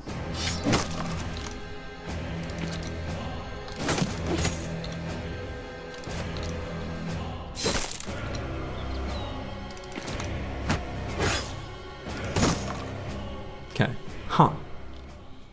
Man-splitter boy wants to visit the Ancient Empire? Apparently so. I didn't like that at all.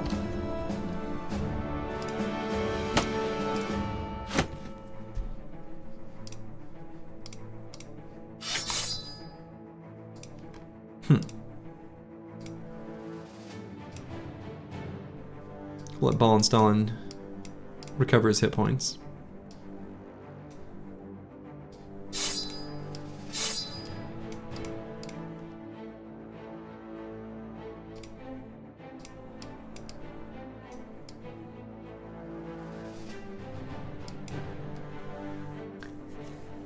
Get your shit together, bro. We need you here and now. Exactly. Slurgi, how do you like Spear Wall against Ancient Dead? Can it be used to force Pike ones to the front in the first round of contact? I don't know. I feel like it's just so good to bum rush them with like the kind of 2 turns in a row that you get by waiting, moving backwards, and then collapsing on them, that I don't feel like you get enough value out of using Spear Wall to hold them back.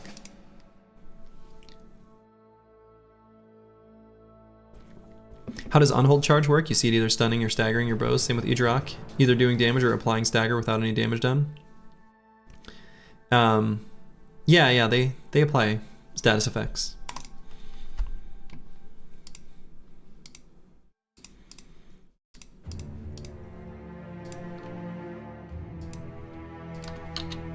What do you mean by how does it work, other than it being a charge attack?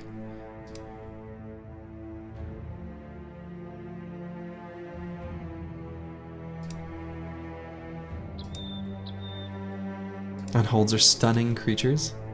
They are. True.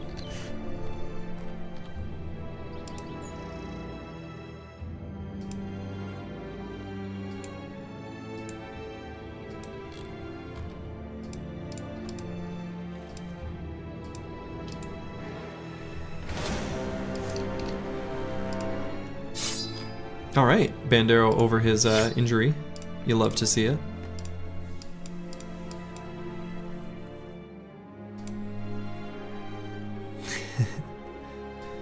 Hello, Sapka Spirits.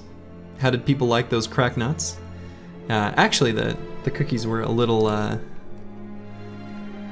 we had to add a little frosting. They were a little not that sweet. It was a new recipe. But people liked them. The dessert table was kind of off to the side, so it was somewhat neglected relative to all the other goodies that were at the party.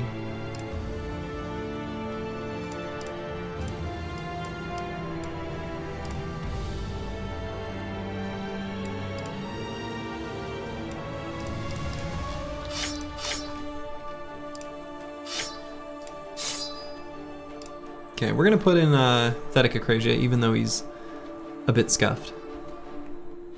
She didn't crack him hard enough. I gotta massage that sweetness out of him. I'll relay her the message. Okay. A plethora of ancient legionaries is a lot. Well, it's not a lot. It's a plethora, but you know.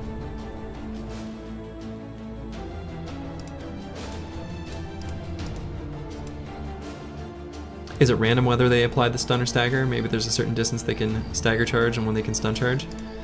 Yeah, I'd have to look in detail. I haven't looked in detail at the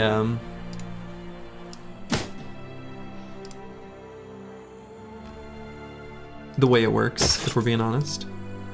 So I don't know.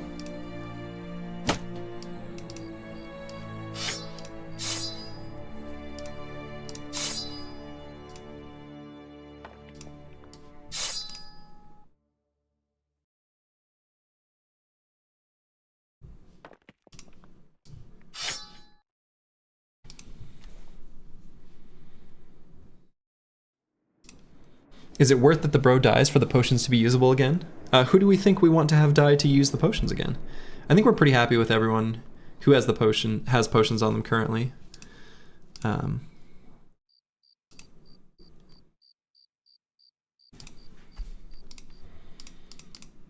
Actually, I think another bro we could...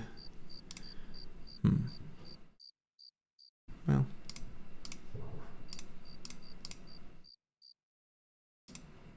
The Riposte God.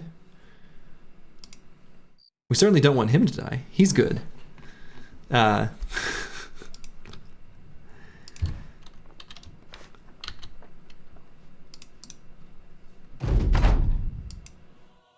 14 enemies, that's a lot. So, We should expect that they'll get some attacks in. We're not going to be able to completely take them out.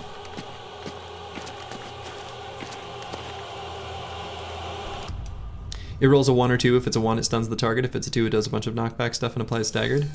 Okay, that makes sense. That kind of matches what I've experienced. That it feels like it's kind of the same maneuver that they're doing.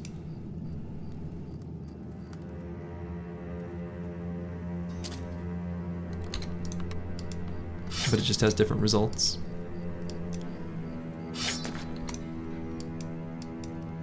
I thought with his permanent injury you were going to scrap him. What? He doesn't have a permanent injury. He's good. He's in good shape.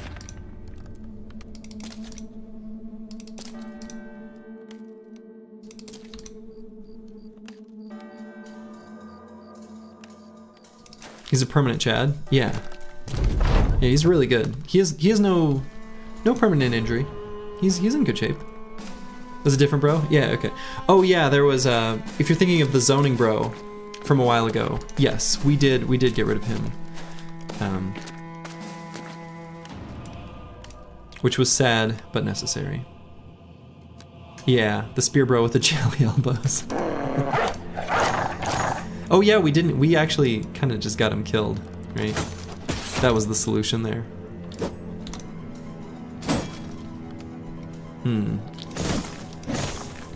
Alright, these attacks missing is really bad.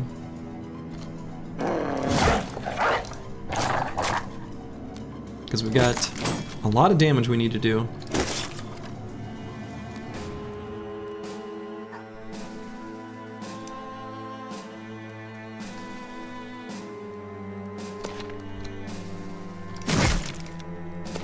Okay, that was good.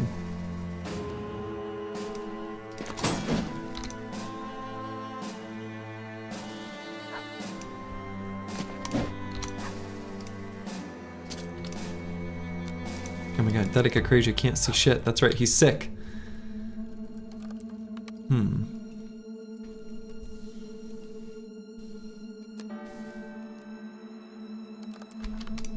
Do I put him here? He's probably fine if he's there, right?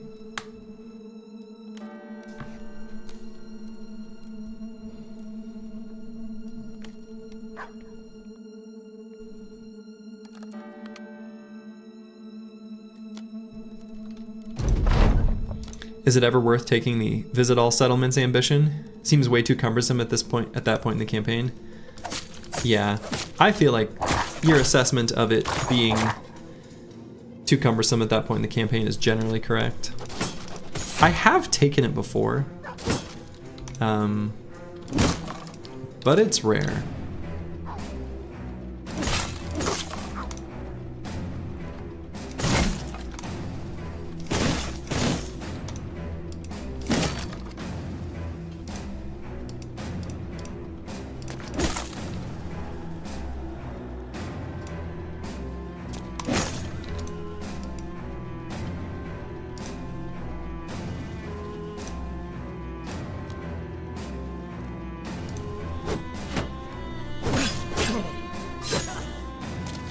Hello, Roxanne, it's me.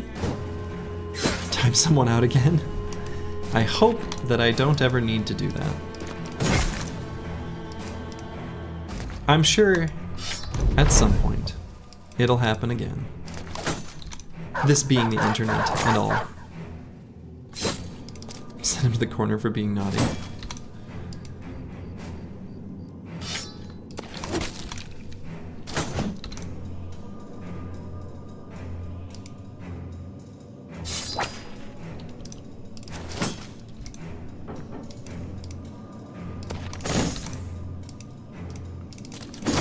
Pretty much that's what a timeout is, though.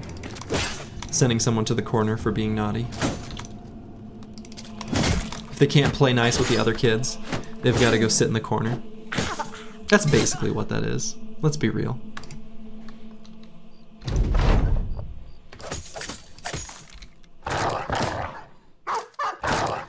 Guess I could have waited on Lucid Tavi before Willow hit, but I suppose a lethal attack just works.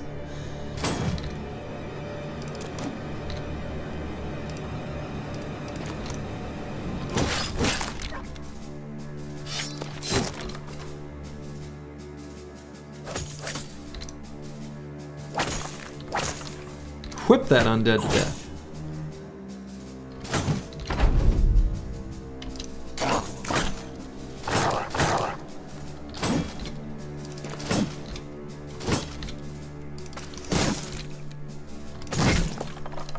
Okay, took a little bit of damage that fight. It was quite a few ancient dead there. But still, good result.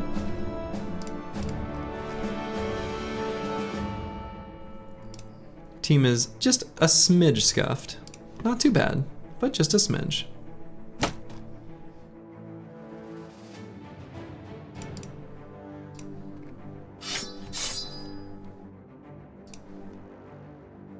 You thought timeout was an elaborate way of sending someone into the obituary? Generally not fine if people waltz in uninvited somewhere and act as if they own the place. Yeah, I agree. And the thing is like, in that particular case, again, you know, I mentioned this previously, but they came in and they said something rude to another person in chat. And that's not the kind of, community, I was gonna say that I want to have, but like that I already have, right? Y'all are really nice. You're nice to each other. You like to rib the streamer, which is fine. I accept this. I deserve it sometimes. But like, people are generally very cool, very respectful, insightful, kind to each other. And those are all good things. Do you have a better helmet for the cleaver, bro? We would like one. Are you nice too? You feel insulted? You're on the ruder side, but we welcome you anyway. Absolutely hatless broadcast break. Yeah, I don't even have any natural hat armor. You know, just a talking thumb, fully exposed.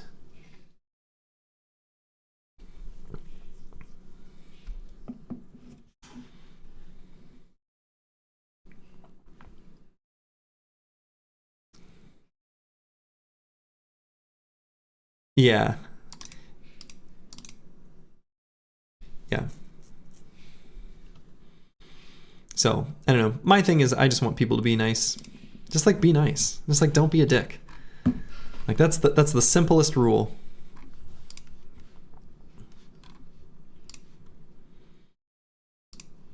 So easy to follow.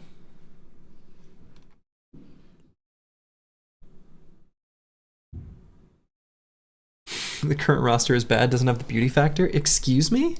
Sapka Spirez, look at Lucid Tavi right now, and you tell me this doesn't look beautiful. There's no way. Look at this. Look at this.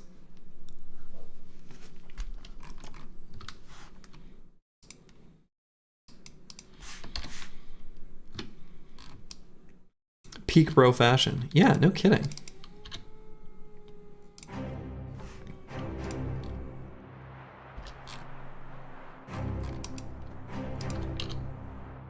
The bro with the horns looks cool. Yeah, definitely. Willow up here in front, looking cool as hell. He has a unique sense of fashion. Ancient Spire. This is a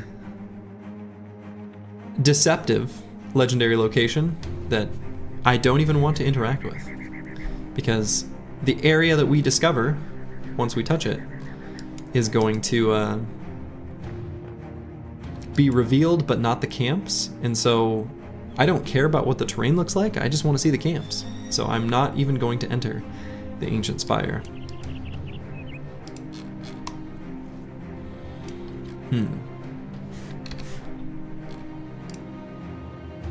So I think what I might do is make just like a little scoop around this mountain, then we'll like head back to Stromark maybe.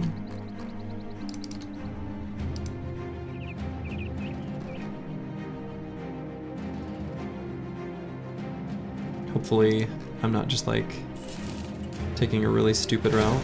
30 webknights? We could fight 30 webknights.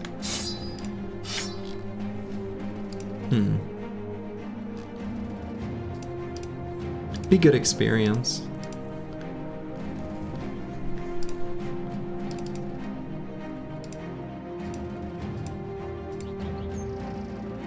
Let's fight him outside the forest. That'll be much more favorable.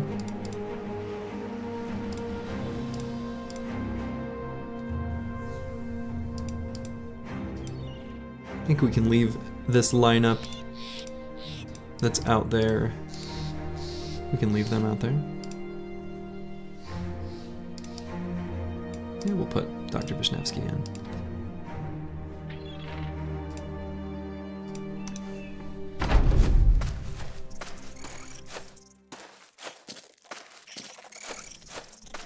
A little bit of weird terrain here.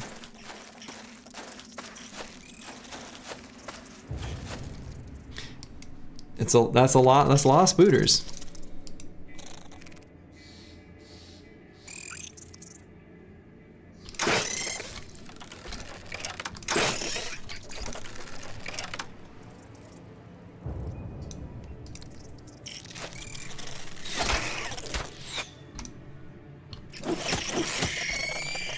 Cool.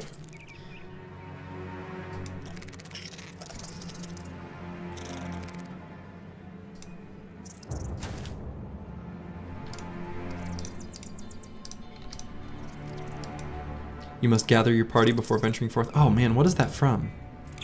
What is that from? That specific line.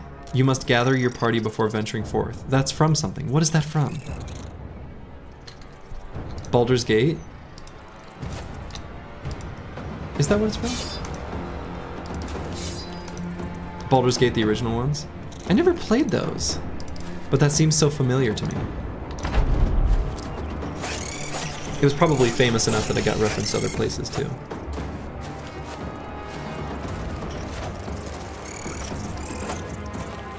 The hell? How are enemies making it around the spear wall? What is this?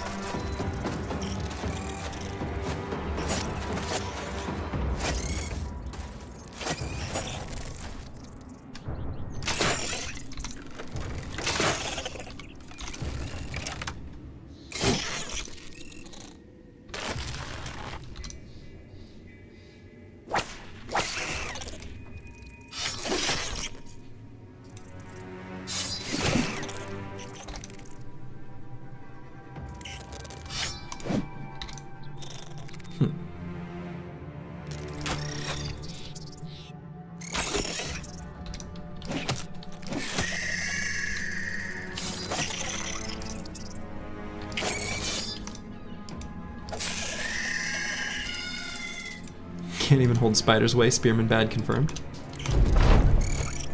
Hard to argue with that.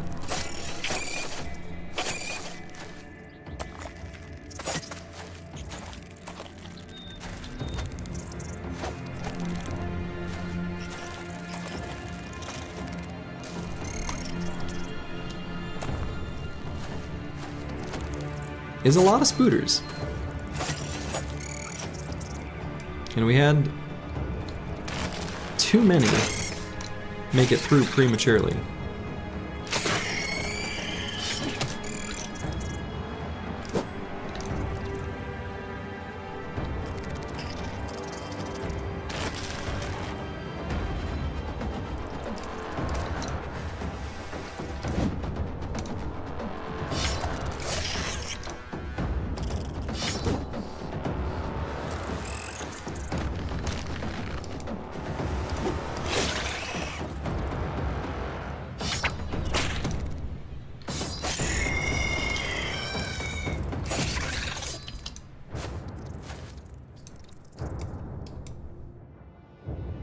Spearman continuing to hold off spiders in spite of being netted and partially surrounded.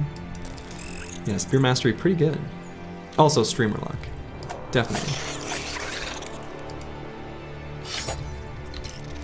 Streamer got lucky. He picked that perk.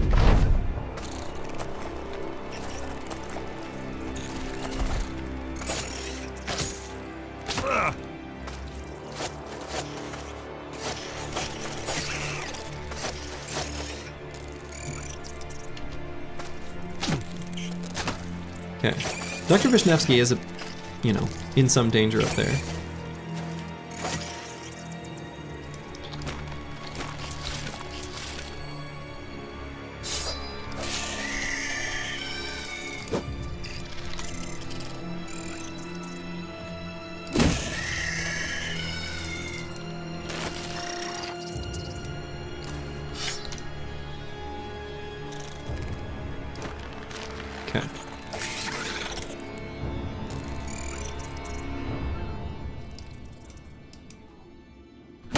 Spear Mastery so overpowered in this matchup doesn't even consume durability. True. Is very good.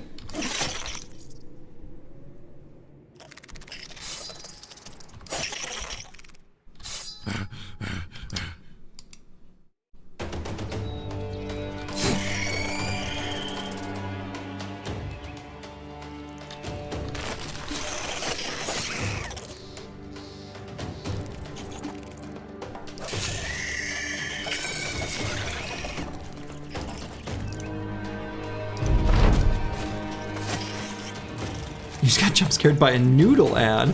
That's fun. There are ads for noodles? I mean, makes sense.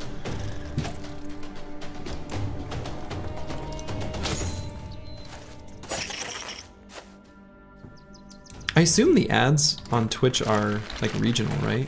Like they give different ads for different locations. I've never really thought about it, but presumably that's the case.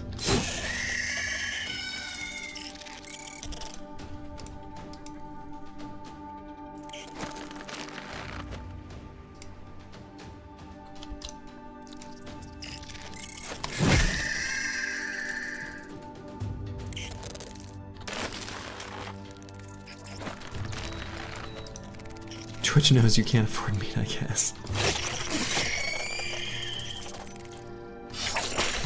I love noodles. They're so good.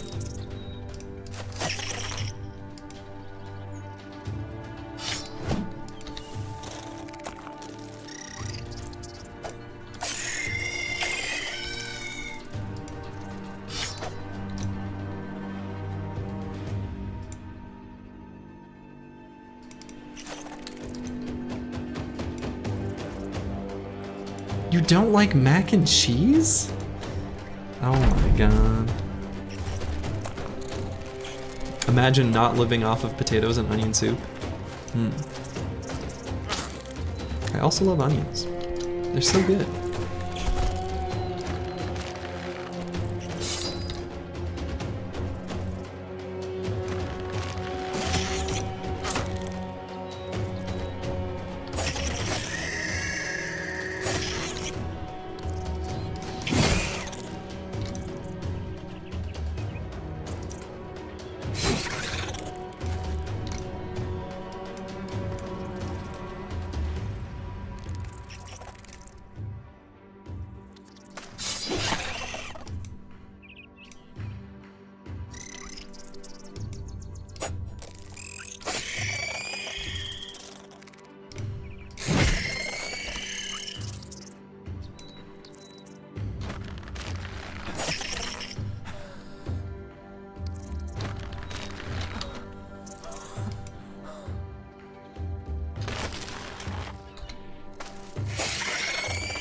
There's instant mac and cheese? Oh yeah, dude.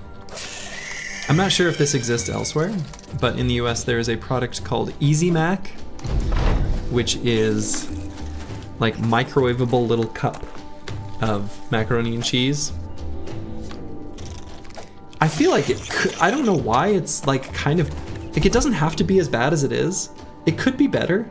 I'm not sure how, but it's kind of bad.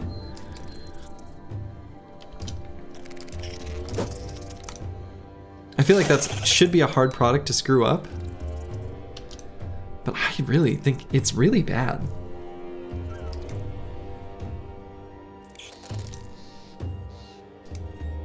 Like it seems like something that should just work.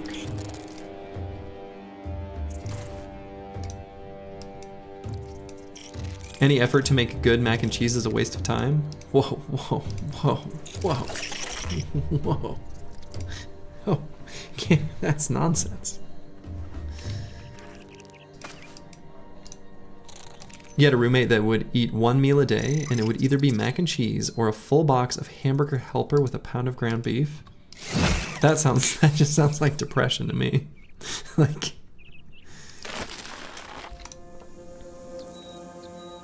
pretty sure.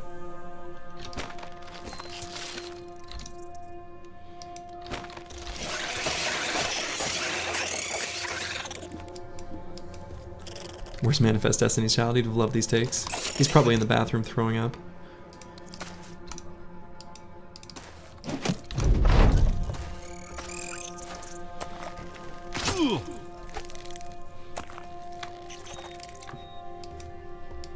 Instant mac and cheese sounds like trying to make a 5-minute meal in 3. I mean, yeah, basically.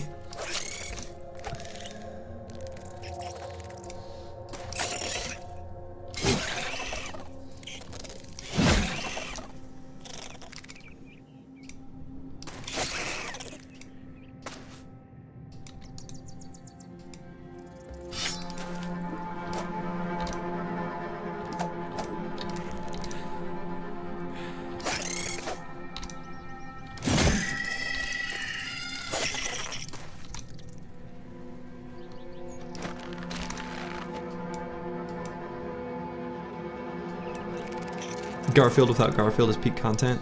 Dude, it's so good.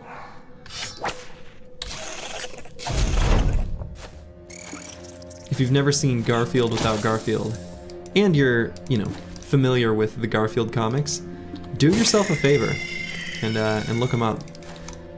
They're so good. It's just John Arbuckle being a deranged and very sad single man in most of the comics.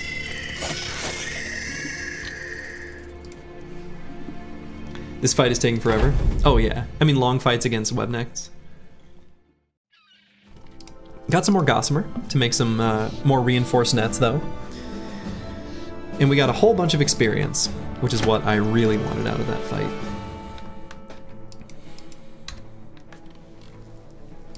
What about that Garfield horror shit? I don't know, I'm not familiar with that actually.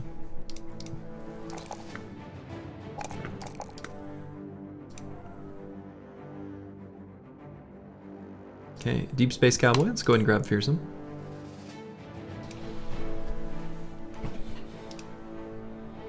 He went by Joe and eventually got stomach reduction surgery. He would also drink a full 2 liter of Mountain Dew in one sitting. Oh my god. That sounds horrendous.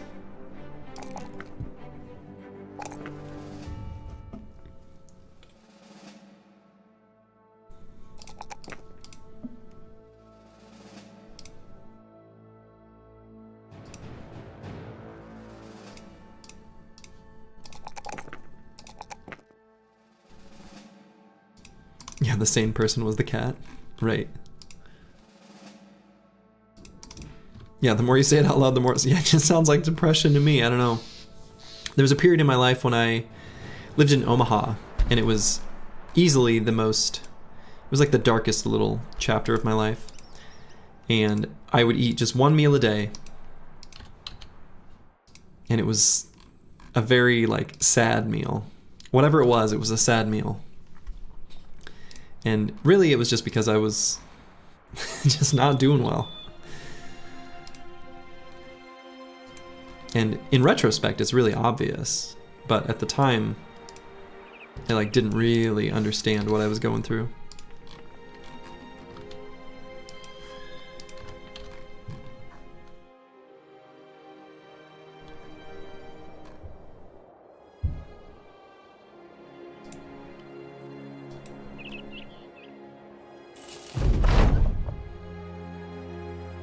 Okay, you've come into orc territory.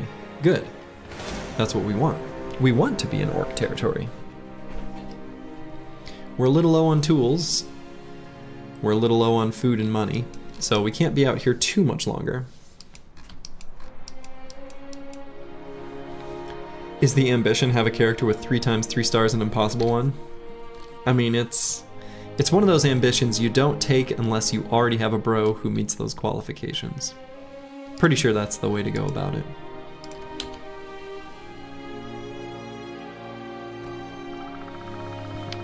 Sometimes it's hard to see the line between being poor and being depressed. I mean, there's a strong correlation. So, alright, Thetica Crazy got over his sickness. A little bit ahead of schedule. You love to see it.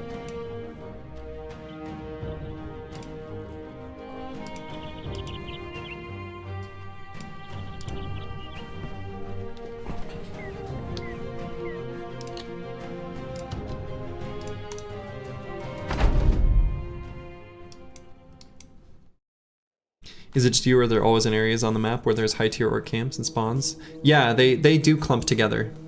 The way the map generation works does put them in a a concentrated area. So it's not just you. That is how the game is.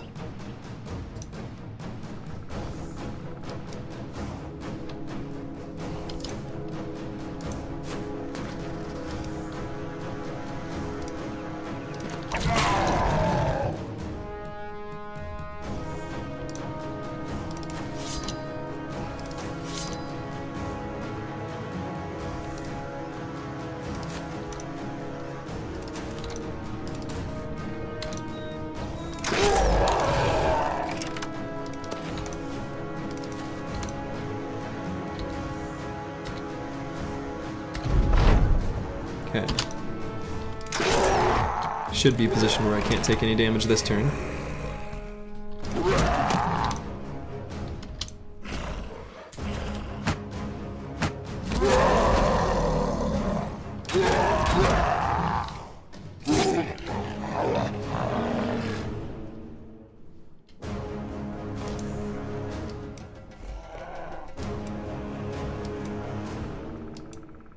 This event being displayed is triggered by walking into the designated Orc Ghetto Zone.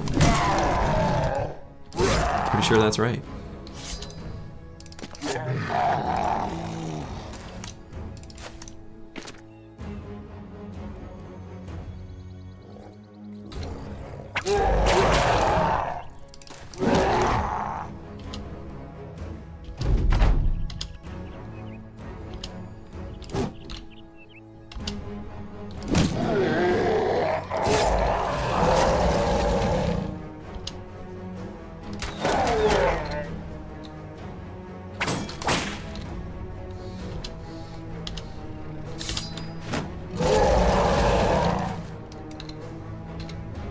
Okay, that was a pretty pitiful little orc camp.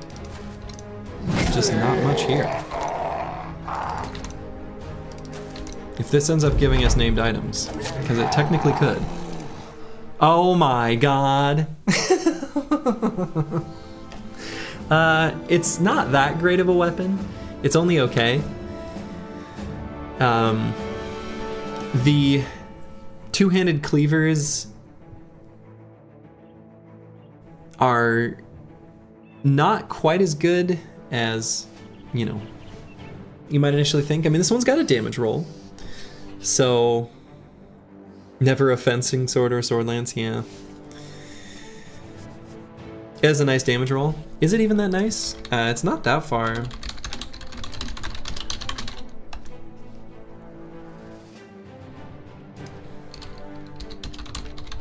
Off of the base, right?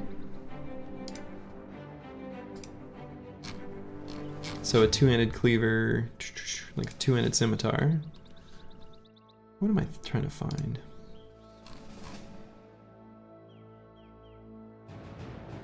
Where is it?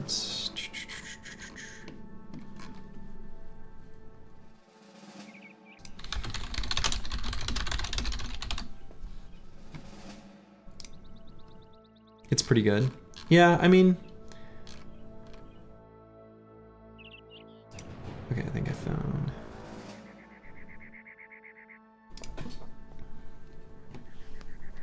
Nope, that's a sword lance. God dang it.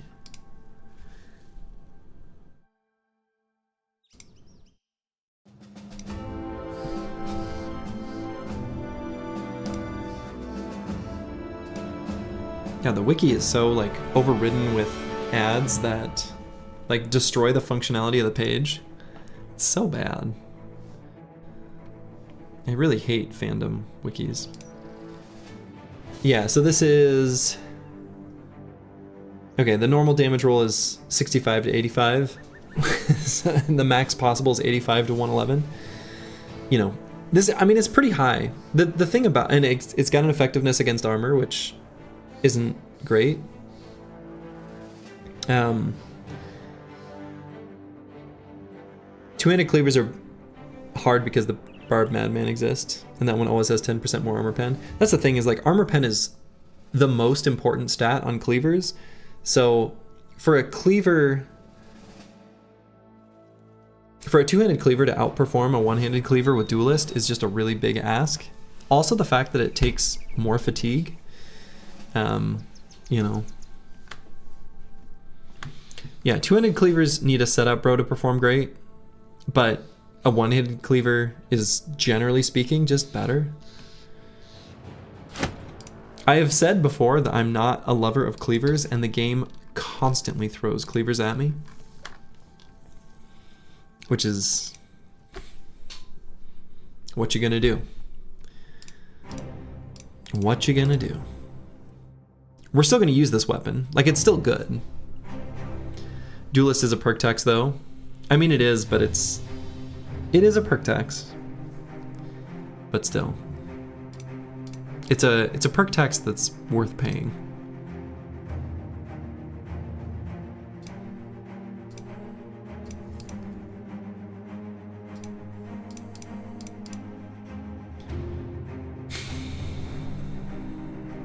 Still, it's a really high damage roll.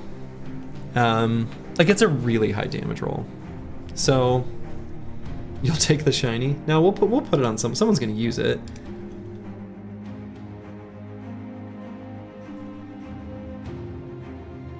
Taking one of the best damage perks in the game does not sound like a tax to me. I mean, fair, but I think it's the opportunity cost, right? On a two-handed cleaver, you don't have to take that perk. I mean, I could give it to Giant Spruce to use in place of the military cleaver. It's gonna be better.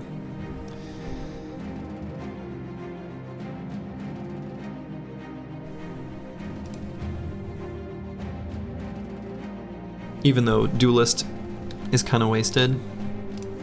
I don't know who else I'd give it to. Could just give it to Dr. Vishnevsky. Just... Oh, you got my thrower. Good for you.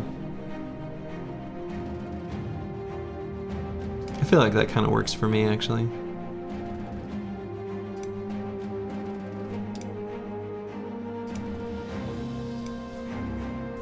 Could also just give it to Thetic Acrasia for now. Maybe that's better. No, I don't know. He doesn't have much fatigue with the heavier armor on. We're gonna give him Nimble next level. I don't know. Yeah, whatever. We'll just leave it here. Giant Spruce with a spicy perkless Nimble Forged. Well, he's gonna be a Forged bro, actually. He just doesn't have the heaviest of armors on right now. This one was getting fixed up.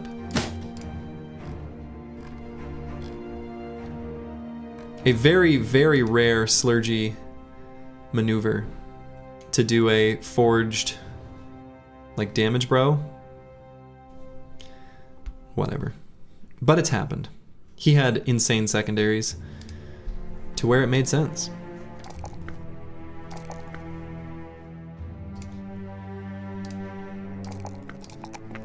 Okay. Dark Paladin 037. Looking pretty good. Might just grab Colossus on this level. Little surprising we don't have it yet. Could also just take Axe Mastery to make him more functional as a fatigue neutral. How terrible is 16 fat versus 15 fat with Nimble? Is it worth the 15 to 20 armor? It's kind of negligible either way. It's not going to make much difference. 16 fat is fine. You'll get a little bit of extra armor, like... Either one's fine. Just kind of use what's available. Personally, you don't fuss over armor as long as it's 15 to 17. Yeah, that's kind of my stance as well.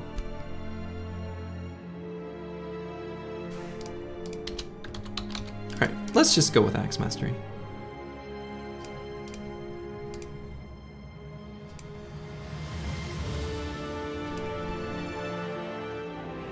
If you were to say why not give a bro both Nimble and Forged since they both help, I think Slurgi would have a stroke. No. Nimble Forged is great. But it requires gear that justifies it. And that's what's tough.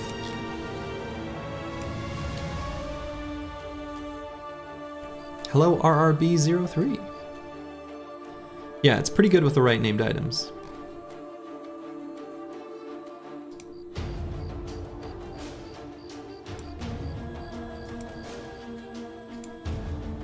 But yeah, Nimble Forged is definitely a thing. But to have good enough gear to make it worthwhile is tough, basically.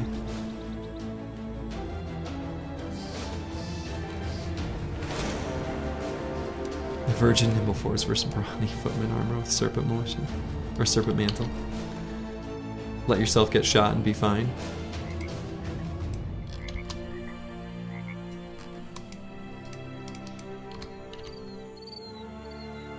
Alright, let's take another step on a mountain here.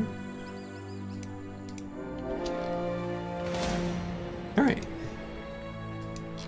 Got some goblins, got some orcs. I think we'll head up and fight this orc camp. This will be our first fight against orc warriors, and so that'll be an opportunity to get a new potion. Seems good.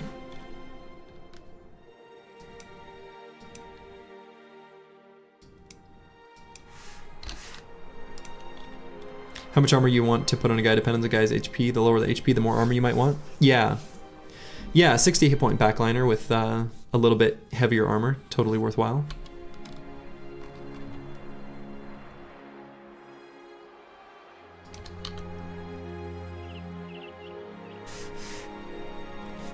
Okay. Any modifications I want to make before this fight? I don't think so. Oh, maybe let's get Ball installing in.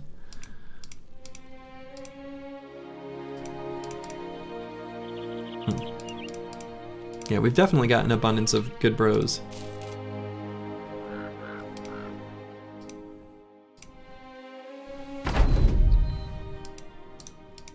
Okay.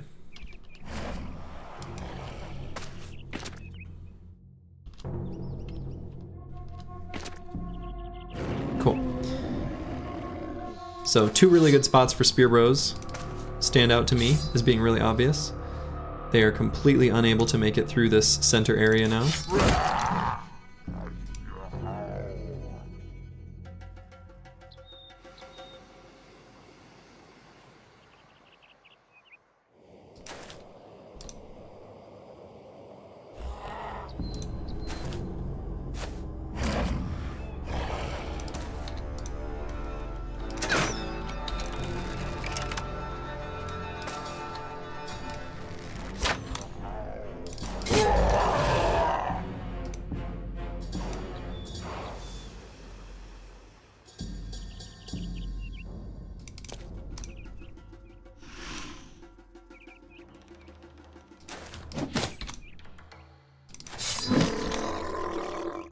Okay, and I don't have any backup fighting spears equipped at the moment, so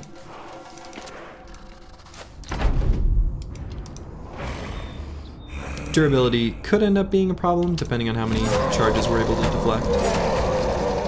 And are we at 95%? We might not be. Yeah, we're not at 95% when they're shield walling up, so.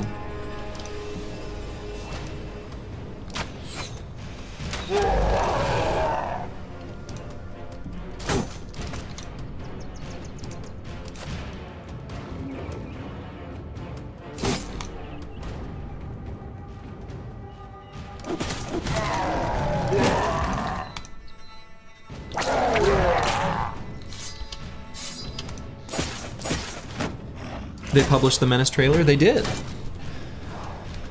They did indeed. There is a Menace trailer out there now.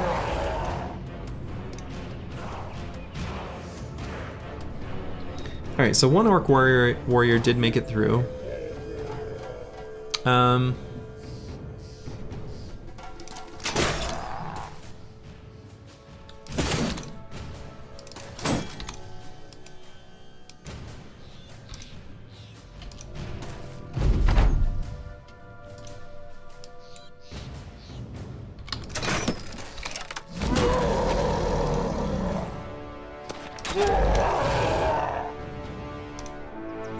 Yeah, the Menace trailer looks cool. It doesn't really reveal much.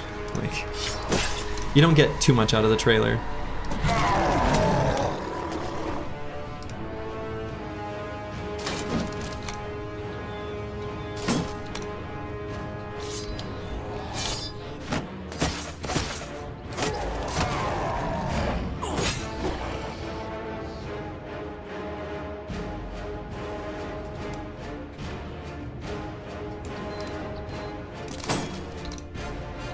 Yeah, they didn't really show the game systems. Yeah, it didn't really reveal much. It really didn't.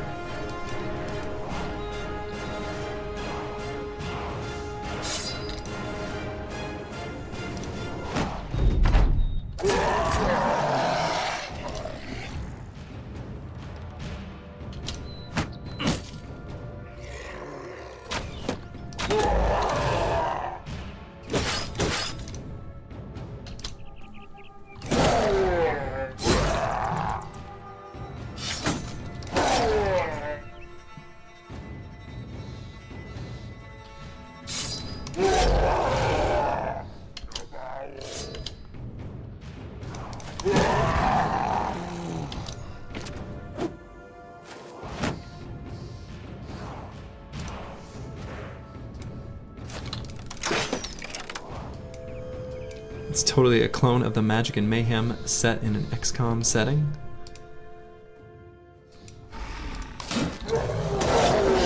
Who knows? Could be, for all we know.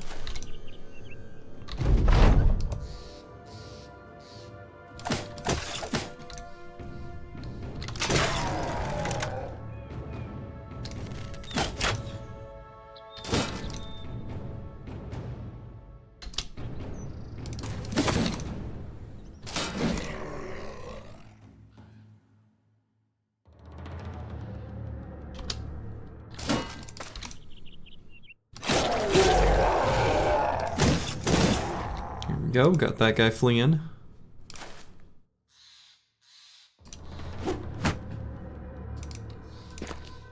And that one too.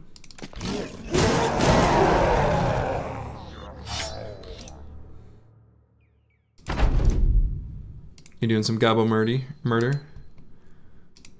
Ooh, that is a beautiful helmet. Yeah, Sopka Spiros, that was my take after the trailer.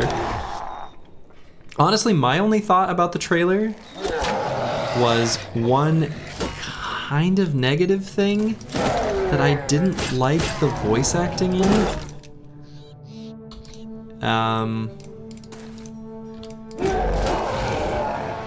Like, it doesn't really say anything about what the game's gonna be like, so from that perspective, it's like, who cares?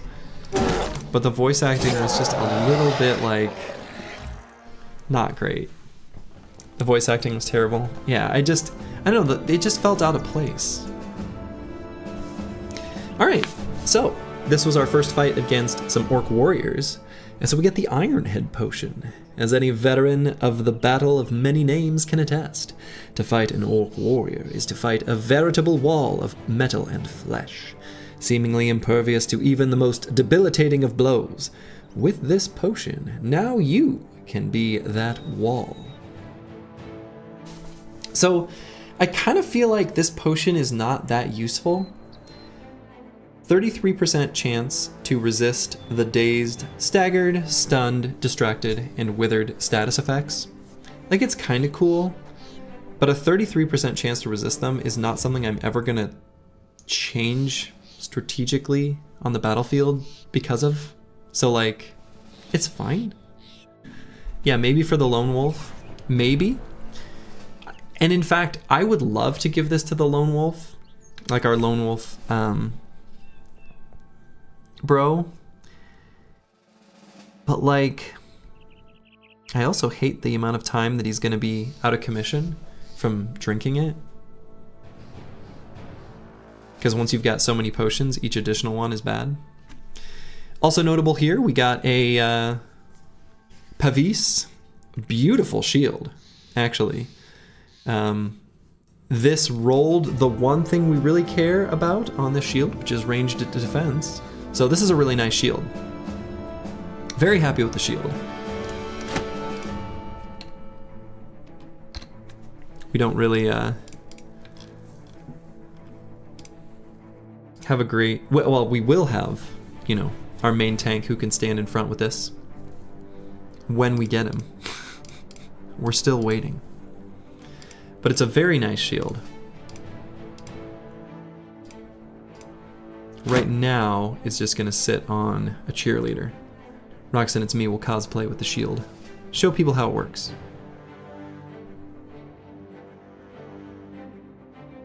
So, the Ironhead potion. If I were to give it to Thetiacrasia, he'd be sick for a really long time. So I'm a little bit reluctant to give it to him. Who else could I give it to? Probably a fatigue neutral. Fatigue neutrals are sometimes subject to, you know, being charged against, because that's kind of how we use them often. So I almost feel like giving this Ironhead potion to one of them is a good idea. Willow's already got Stone Skin, so if we were to give it to him, he'd be sick for a little while. So let's go ahead and give it to, like, Dark Paladin 037. We'll just have him drink it now. So Dark Paladin 037 has the Sensory Redundancy, which is kind of a fun effect. We got to level up on Akebio.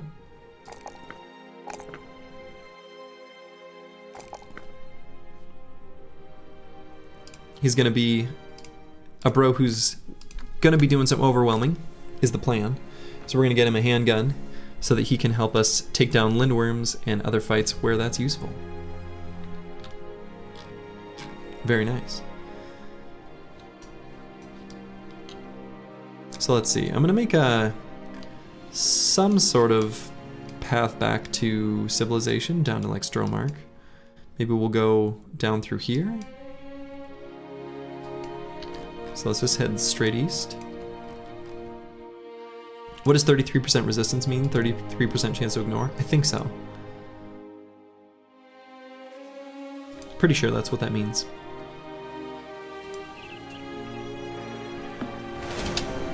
And we got another orc camp. This will be the last one in the ambition. So we'll be able to get the orc charm, which will be really nice. Lots of orc young, no problem.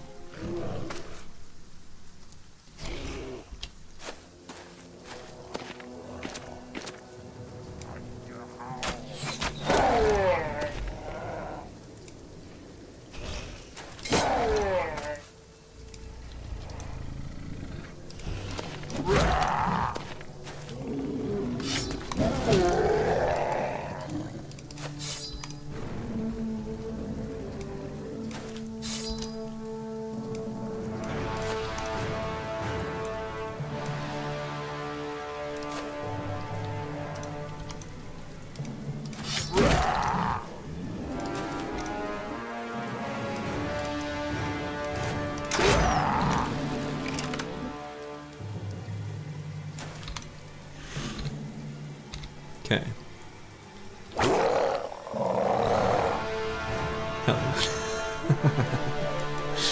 Oh man, kills with the whip. They're always so satisfying. They just are. I don't know why.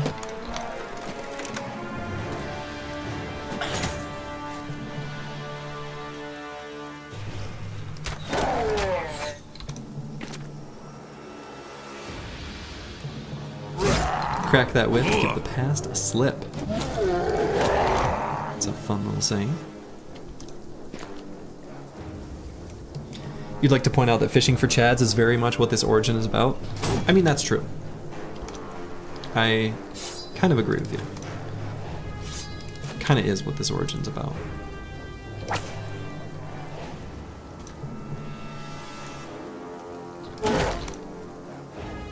So I shouldn't feel bad about it? Is that what you're saying? Without confident, you don't get comfortably good enough? Yeah, I mean, that's true.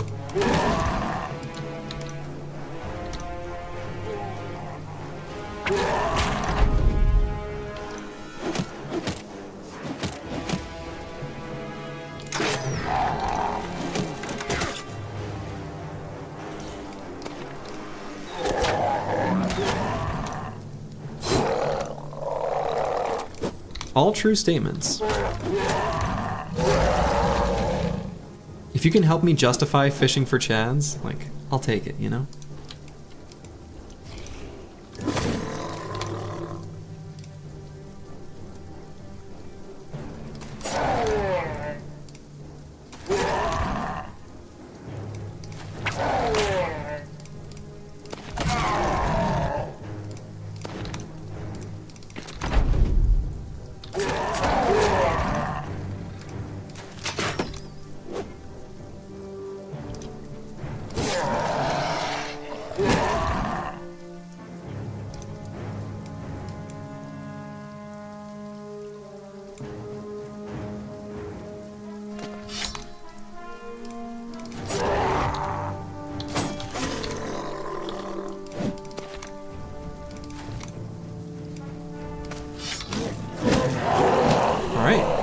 another easy little orc camp.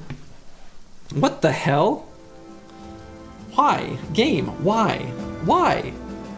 Why? Game, why do you do this? Well, good night, Bujante. Why does the game... It even has the same artwork.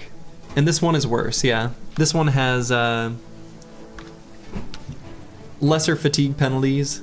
It's got, you know, lowered minus fatigue and weapon skills build up -3 fatigue. Cleaver drops too often for sure.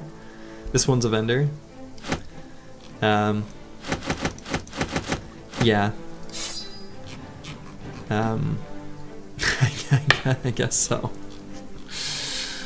I mean, look, we can put it as a backup weapon on someone again. A Kibio, I guess. I don't know. Since we're not gonna have duelist on this, bro. But it's very whatever. It is even the same art though, right? This picture and this one are the same. Why? Game, I've mentioned that I don't care for cleavers. Why does it have to do this to me? Why? Why? Why has it got to do it?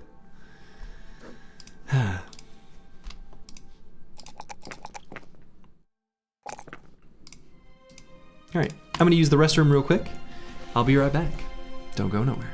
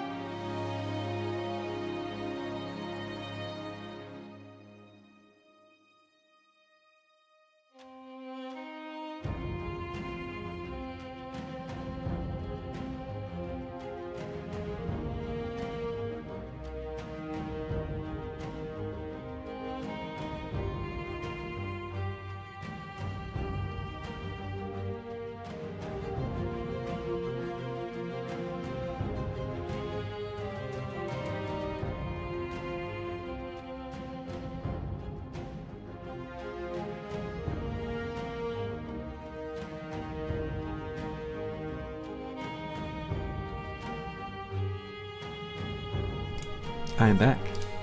This could have been a whip with minus fat per attack, yeah. Yeah. Man, named war brands. That's probably the most single disappointing of all possibilities. Alright, cool. So we got ourselves another fancy schmancy potion. Or a potion. Not a potion. Trophy. We'll go ahead and throw this on Final Overdrive. We don't want him to get stunned if an orc charges through. So, good target for it.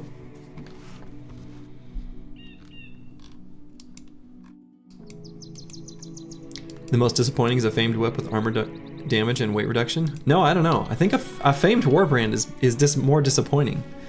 Because that whip is at least an improvement, question mark? Over an item that's still useful? But a warbrand is just like straight up bad.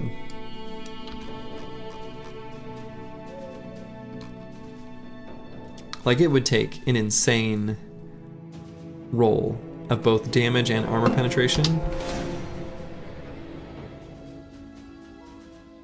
Unexpected. but we have an opportunity to fight some gobos.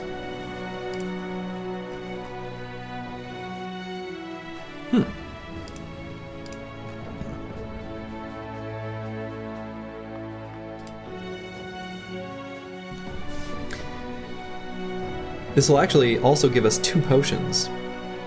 So, huh.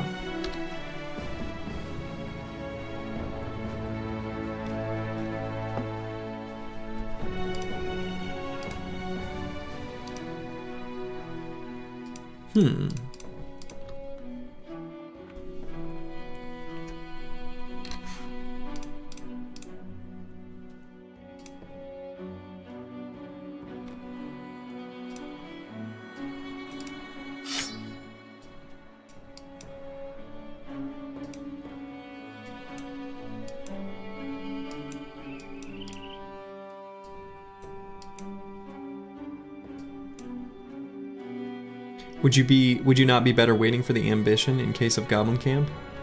I mean, it's okay. We don't need to wait. There'll be plenty of goblins to fight. There'll be plenty of camps to bust that we can go find. We don't need to wait for the ambition.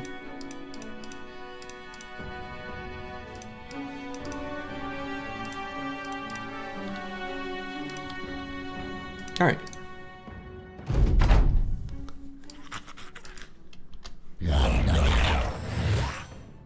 So, because we're fighting at night, the shaman will open up by giving some of his ambushers a buff where they don't get a nighttime penalty. So we went ahead and did that.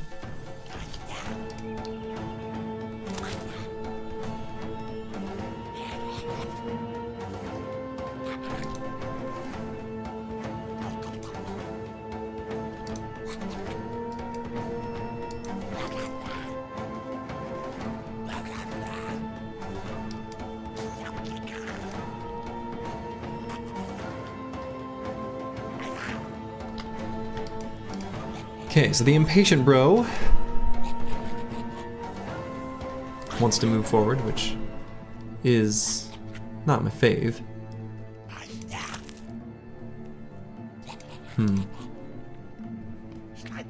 Ballenstallen might get hit a few times here. Lucid Tabi, maybe as well.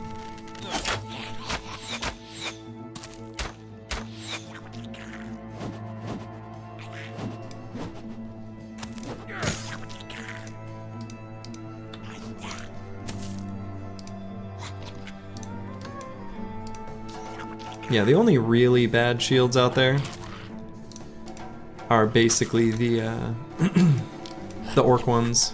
Those are the real disappointing.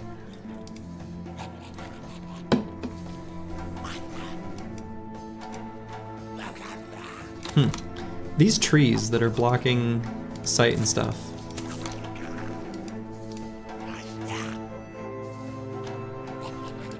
They're interesting. I guess they help me, but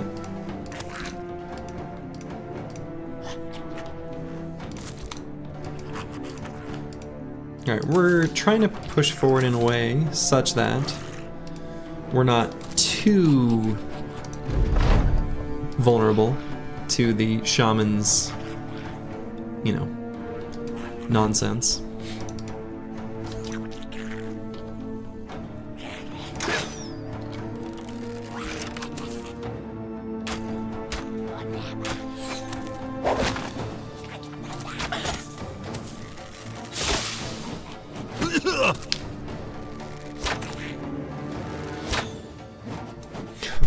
Rants were good if they weren't bad.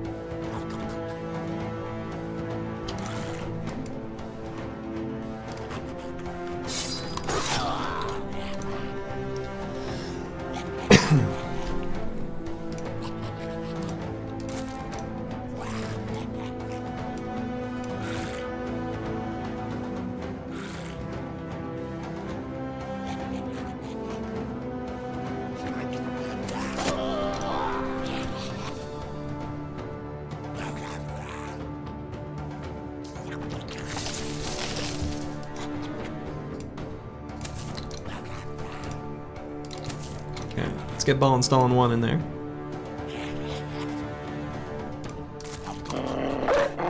Lusitavi can let loose a dog. That's fine.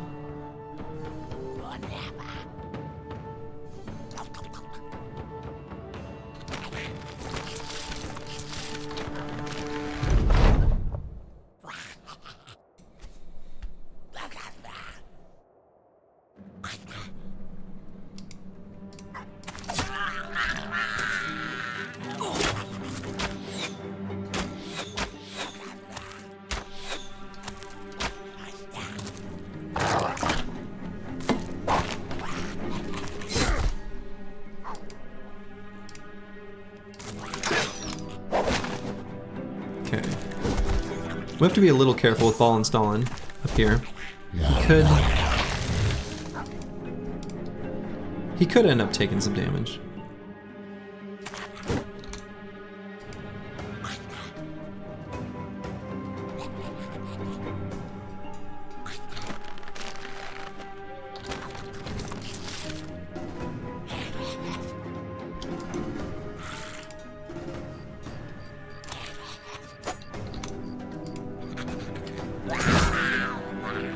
Do I move him in range of the shaman? Probably.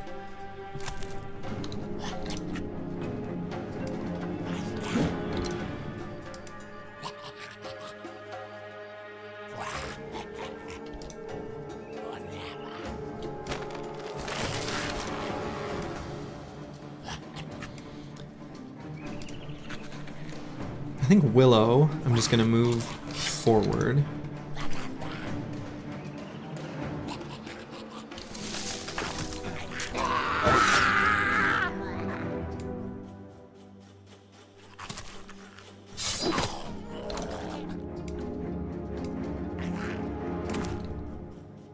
Okay.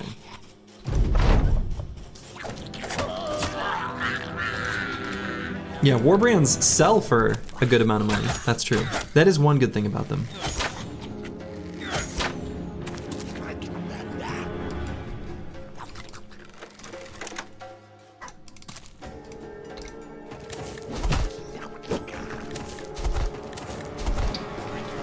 A lot of footwork going on this battlefield. Oh my god, the Goblin Shaman stunned Ball and Stalin and walked away? For shame.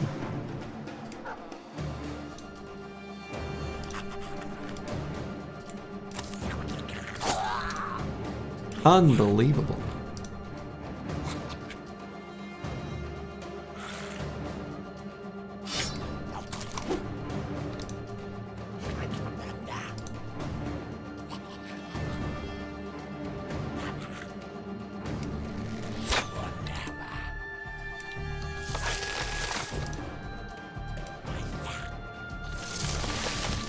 Now he gets manhandled by a goblin.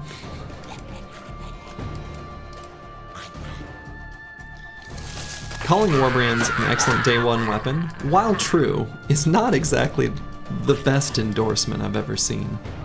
That one's not particularly compelling.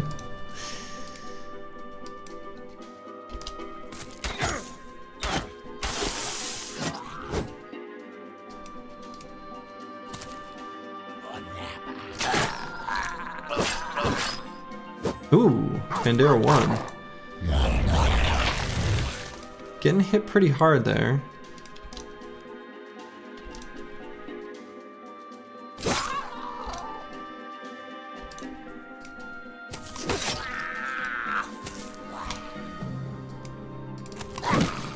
Alright, looks like he'll be just fine, but we're gonna just back him up.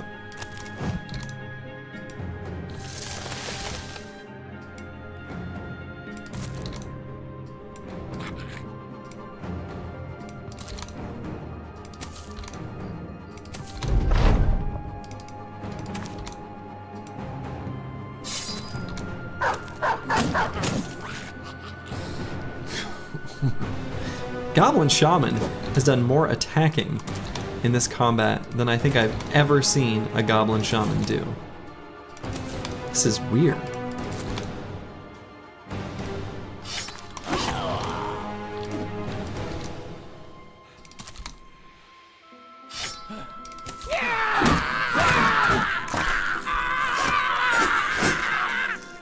absolutely gonna run them down.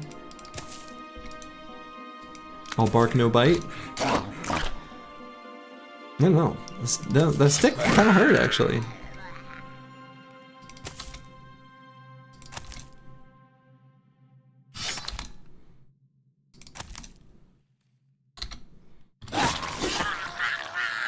I'll bonk, no bite. Alright, and we got 2 more potions. We got the Grease Jar Potion. While the phrase slippery as a goblin hasn't quite caught on in the common vernacular, anyone who has fought the hateful greenskins knows its truth. With this amazing potion, however, anyone can take on this loathsome aspect. So, always successfully able to escape from ensnarement, such as nets or roots. It's fine. It's probably going to be best to give this to somebody who has low melee skill, because your chance to break loose is entirely based on melee skill. Like, that's what the roll is based on. So we'll give this to someone who has low melee skill. I don't know, kind of a whatever. Could give it to the banner. That would be a good target for it. Yeah. Basically the tank guy. I don't know. I think I'll give it to the banner. I think that does make the most sense. There could be a famed. Yeah, there could be, but there isn't. And then we got the Potion of Fleetfoot. Developed from drugs found on goblin frontline troops, this concoction can grant a man the celerity typically found in the diminutive greenskins. May result in minor skin discolorization. So this is the one that makes footwork and rotate a bit better.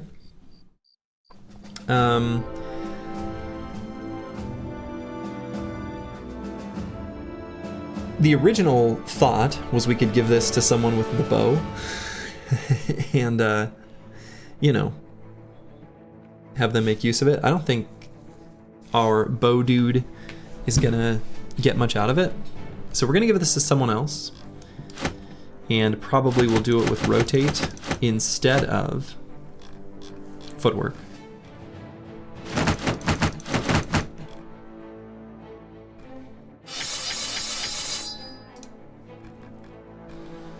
So let's see, what's the least valuable items here? It's probably these coffin shields.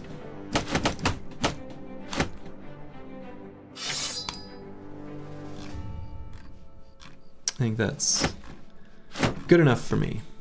Doesn't have to be perfect.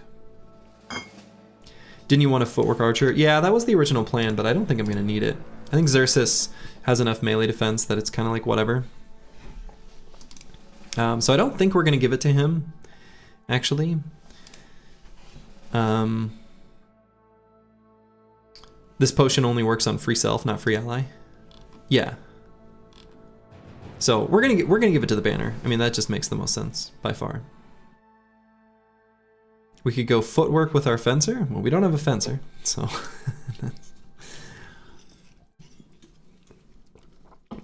So yeah, we're just gonna give this to the banner. I think it just makes the most sense. He's gonna be the target of roots and nets, and he won't be able to, you know, equip the accessory to prevent that. And he's the one who we're gonna care the most about being free from set attacks, because he's our anticipation boy who stands in front of our ranged units. The riposte fencer, well, it's not a fencer, because that will be a noble sword. It's not going to be a fencing sword, so there won't be any fencing going on. We could give it to him, but I think he's got so many other potions. That one's we're not gonna put that perk on him. I don't think that's worth it. So this potion, not that good, honestly, but makes the most sense on the banner. Now this one, the Potion of Fleetfoot, we're gonna give this to someone, I suppose, who we're gonna give rotate to. Now who will that be? We could, if we wanted, give this to one of our fatigue neutrals, actually, because that would make it so that rotate is actually pickable. Like, they can actually use the skill. Because what is the normal fatigue cost of rotate? Is it 25? I don't even know. Yeah, like, is it 25? Yeah, it's 25. So it costs 3 AP and 25 fatigue. We could give it to the banner. He's already sick at the moment. We could hang on to it to give it to the banner. It's a good choice for the banner, for sure. Rotate on the banner is legit.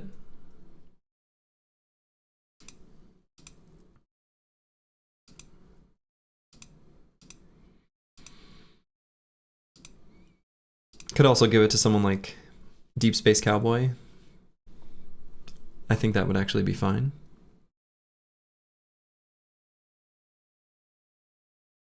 Brotation. I swore you called the Riposte Bro a fencer build with just the Noble Sword. If I did, I misspoke.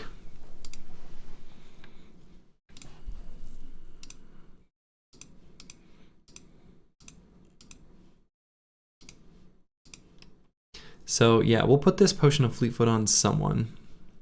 I mean, I'm kind of tempted to just put it on a fatigue neutral to give him rotation. I feel like that's the kind of bro that it makes the most sense on, if they're like actually able to do it. Normally you would never put rotation on a bro like this because you don't have the fatigue. But when you make it cost half the fatigue cost, suddenly it's actually something they can do.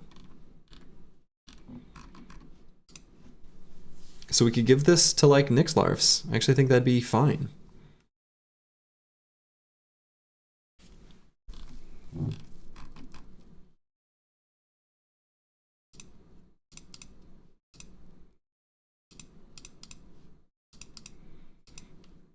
Because I don't think there's anyone we're going to take footwork on. As much as I wanted to sneakily slot that perk in, I'm not going to do it just for no reason. Like, I would do it if it made sense. But I don't feel like it really does.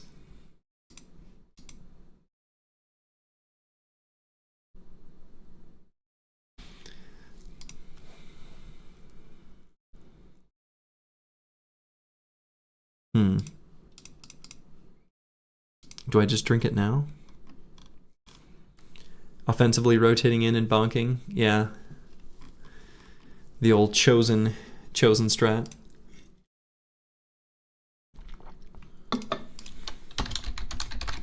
Alright, we'll do it on Nixlarfs here. He'll be a nice defensive one, so he'd be a good one to take it on. The bonk carousel. Boom. Nixlarfs now has the reactive leg muscles. Fancy rotation. He doesn't actually even have rotation at the moment. We'll take it next level. Sure. Why not?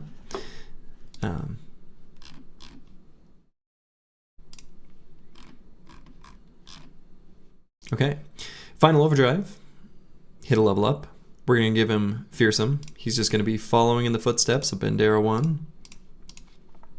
A +2 in melee skill. That's good.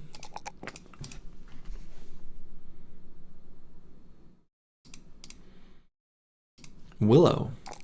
Our fatigue neutral with a mace. Unfortunately rolled a 1 in melee defense. Still a good bro. I guess I'll grab the Resolve here. And we'll grab Colossus. You're really making Chaucer work overtime? I really am. And yeah, if if you end up missing things, Chaucer, that's okay. I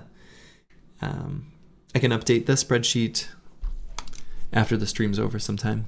If something gets amiss, that's okay. But I, again, appreciate all your help.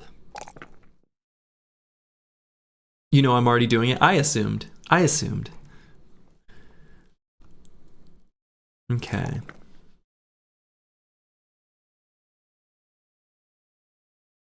+2 in hit points. A little disappointing there. Let's just grab melee defense? I don't know.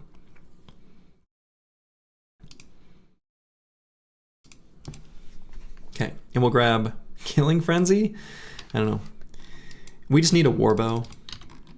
A named warbow would be great instead of these stupid cleavers.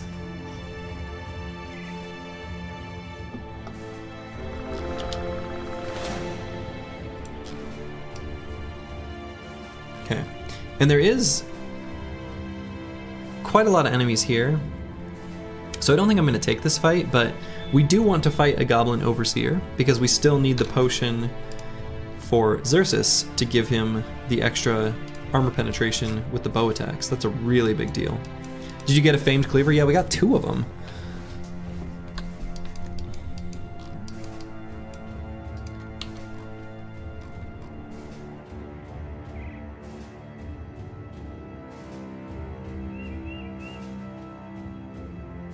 You're beginning to suspect the only time you're going to get a named sword lance or named fencing sword is when the noble houses are fighting each other. Well, I'm really hopeful for a named sword lance. I actually think a dedicated, like a sword lance bro with a named sword lance, I think is actually awesome. So I'm hoping we find that. Forget your fame tax. I should come up with fun ways of using channel points other than being able to vote twice in stupid polls.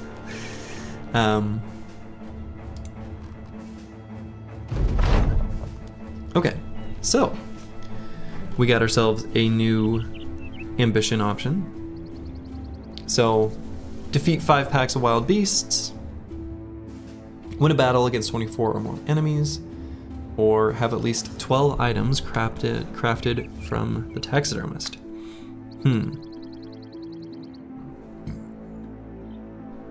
Fighting a battle against 24 or more enemies is going to happen soon enough, so go ahead and select that one.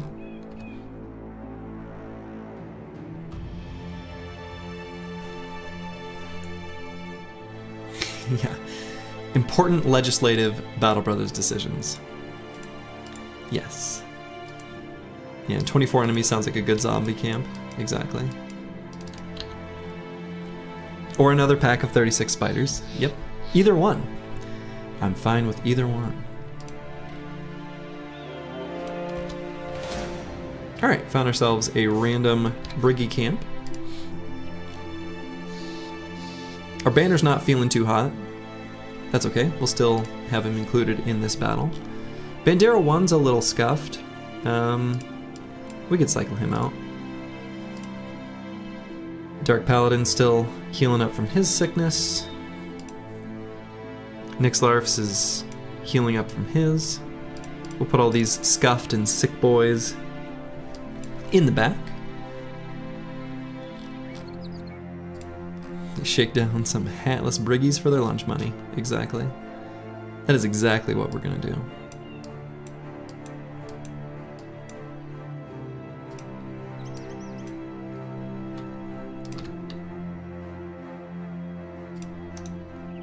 What is that random hedgie doing on the bench? I don't know, waiting for us to find a good named item that will make him a dedicated bro for. I don't know. And why is he just an overpaid brawler? Hey now. Sin says that a lot and I disagree. Hedge Knights have much higher stats. Yeah, Chad sitting on bench. If it's on your bingo card, boy.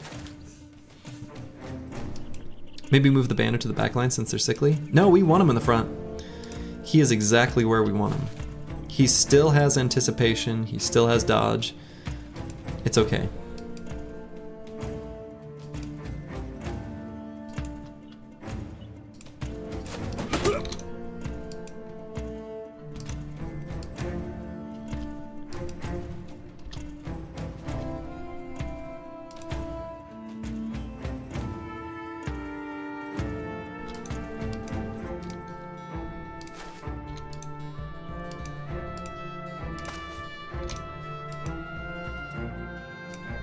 Okay.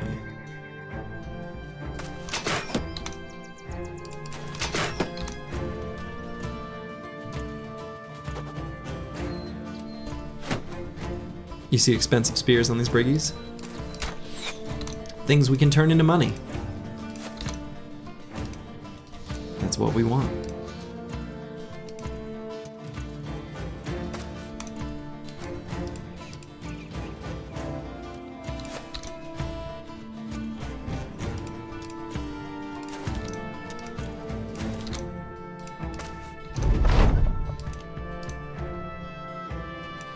Spear Industrial Complex. It's pretty much what most of my companies really are when you get down to it.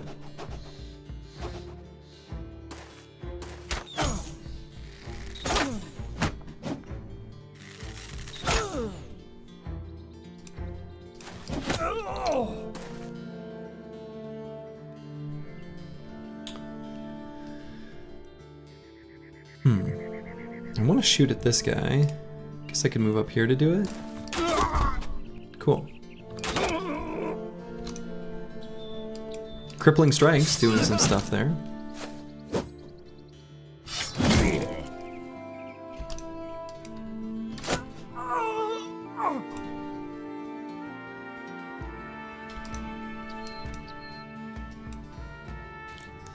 The Guilder's cold embrace in the arena. That is often where they fall.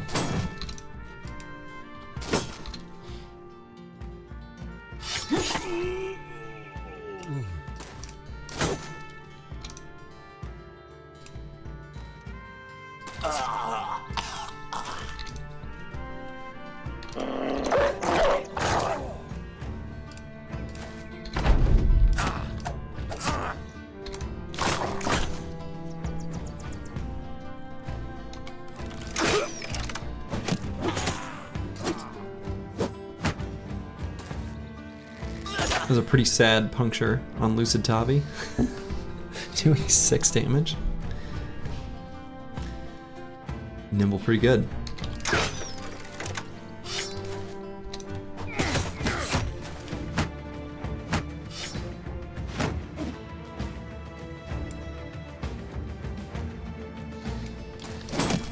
A lot of shield walling there.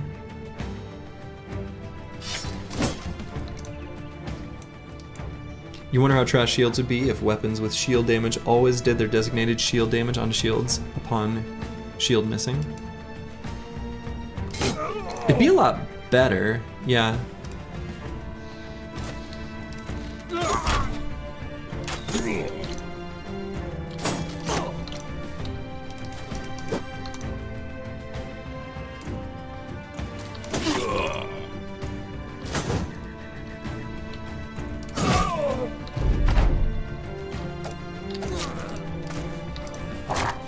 It'd be a lot better.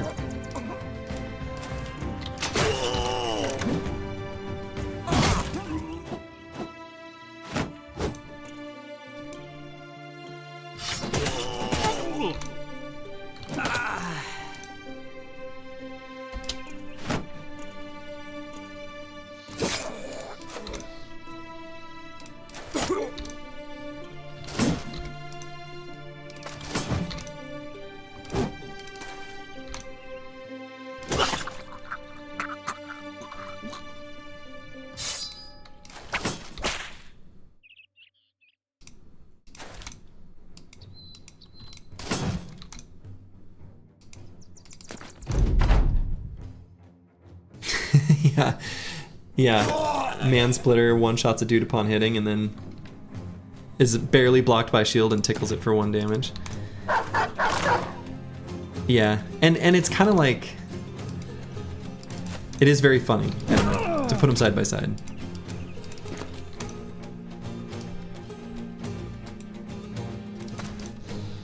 Briggy just tickled me with that puny shank. Let me show them what a true shank looks like.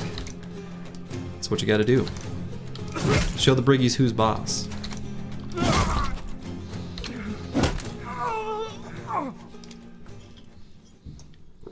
Alright, we got a great sword from that fight, which is pretty nice. Otherwise, we're gonna have to play the obnoxious what costs less game. I already got rid of the obvious ones, most of them. I suppose these Legionary helmets aren't worth that much. Neither are the spiked bolas or these. Or this. Or that.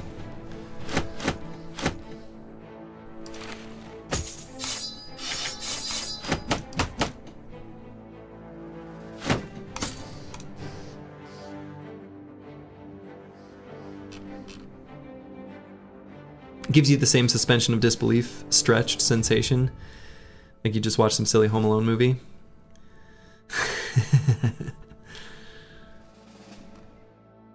Kevin! I do love that movie. Haven't seen it in a long time though.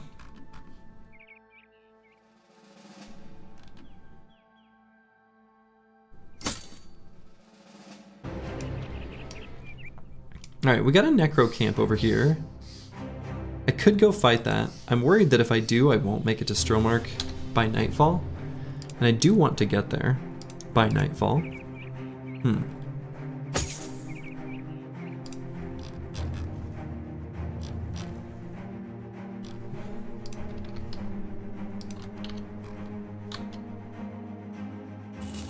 You seem like a diehard Christmas person to me. No, I don't really like action movies.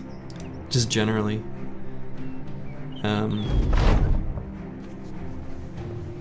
Okay. So, Ballenstallen wants to train the low-level bros. I'm not even sure who that would be. It's probably... I'm honestly not sure. So I'll say teach him to fight man against man. Okay, so the two ones that we actually care about there are Nasser and Zanok's boss. Wait, no, not Nasser. What the hell is Nasser? What the hell is that? Oh, is that our... What the hell is that? Oh yeah, that's our, like... Yeah, whatever. But Zanok's boss is our Hedge Knight. So we just gained more melee skill. Cool. Did we ever get a reader up to level 2? No, not yet. Not yet. Lindworms, 3.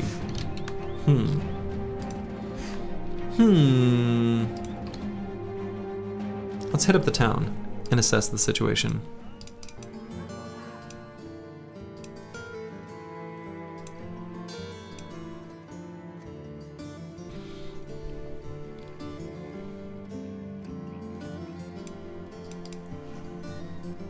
Probably makes better sense to give him the Jagged Pike too as a training weapon instead of the Ancient Bladed Pike. Same deal here on Nixlarfs, actually.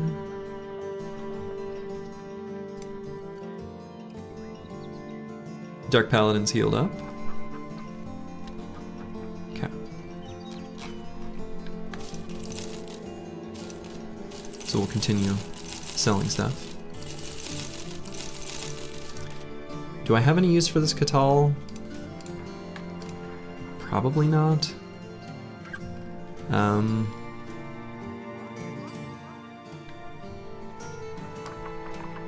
I don't know. I'll hang on to it for the moment, just to see.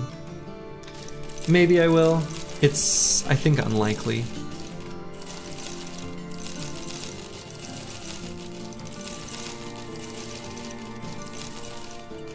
Okay, the padded leather, I think I'm going to keep that. Cleaver Bro needs a helmet. Who is Cleaver Bro? This guy? Giant Spruce? Yeah, he needs a better helmet, for sure. We don't really have a great... I mean, we could give him this for now. But like... Take yours? Yeah, I mean, it's just a kettle hat though.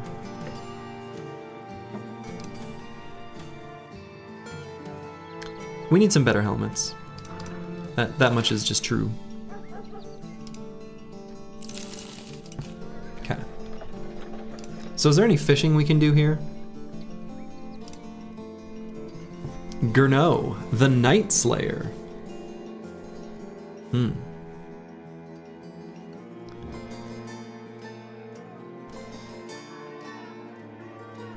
We're looking for our tank. A sellsword could do it.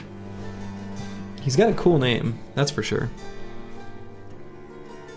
Sounds strong. He does sound strong. And that is a very good price.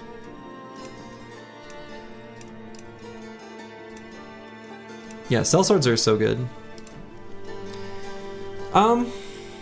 Yeah, I mean, I guess we could get them. Here's what I'm gonna do first. We're gonna look at Ragnar first. First, we'll get this net. Sigvold actually setting the tone. We'll look at the peddler. That's funny stats for a peddler. We'll take a look at Ragnar.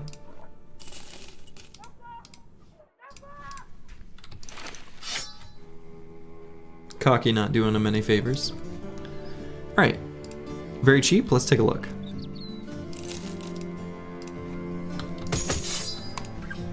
Oh my goodness. If these two talent stars were swapped, this could be it. Damn.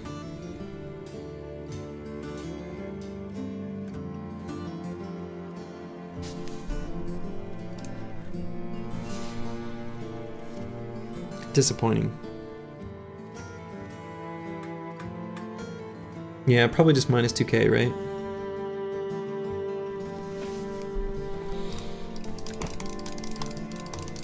You love Gamba? I want the Gamba to be done. I want to be, you know...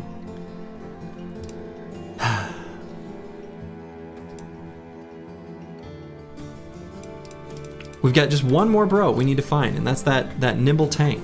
That nimble tank that we're gonna turn into a monster. The 3 stars on health could be nice, yeah. They would be nice if they were accompanied with melee defense.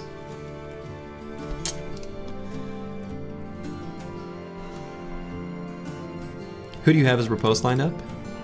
That is Thetic Acrasia, who is gonna be excellent for it. Yeah, 3-star health with 51 starting is just a troll. I mean, that's true too.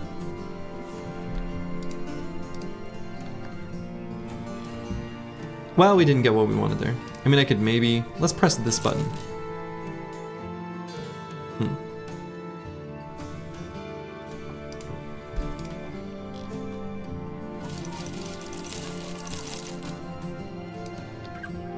Okay. Do I think I'm gonna fight 3 Lindworms? Probably not.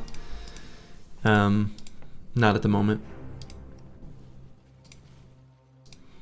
Could do this contract to follow the tracks, return Crystal Skull. We do want to keep relations with cities like Stromark high. I guess we're already allied, so maybe we don't care. We don't even need to waste our time. What we really need is just to get tools and ammo. And so maybe we'll head back down to Dahab again. It's kind of been our loop, huh? I suppose I could maybe go up to Albstadt. I mean, I think that'd be fine. Fighting 3 Lindworms with this loadout sounds like rebuilding a company at day 60 kind of ambition. Yeah, a little bit. A little bit.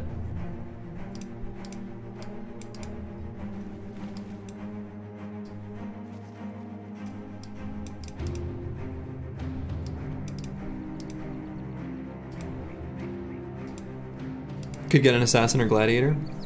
We could, however, assassins and gladiators are not the backgrounds that we're looking for our nimble tank mutant. What we're really looking for are like the hit point and melee defense backgrounds. And go grab this +4 in resolve on ball installing here on this level. I could grab Duelist now, but I'd have to find a good weapon to give him at the moment. So I think at the moment he's eventually going to be a Zerg Frenzy, so we'll just grab Berserk.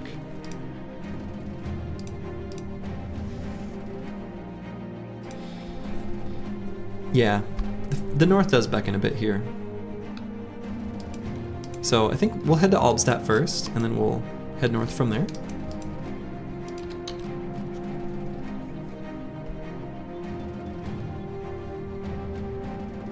I think that makes the most sense. Are you chilling in the south in hope of a gun?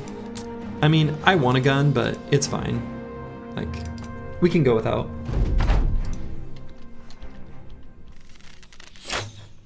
Is no big deal.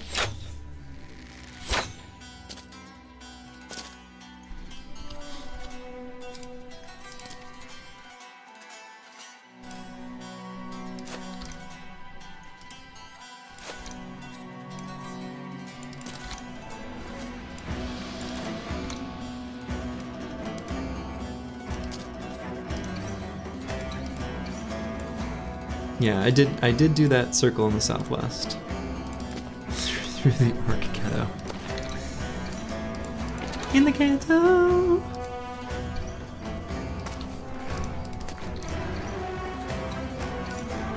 This terrain is hot garbage.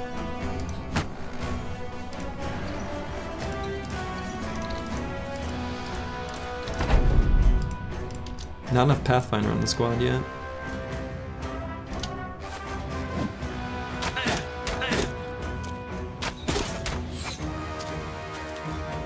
Giant Spruce's armor's pretty scuffed, huh? Didn't really pay attention to that before the fight.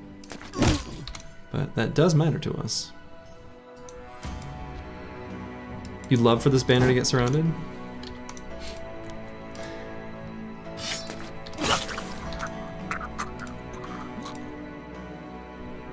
Whose side are you on? Right, and then hopelessly get clobbered while the team struggles to climb the hill. I mean, that's kind of what it was looking like.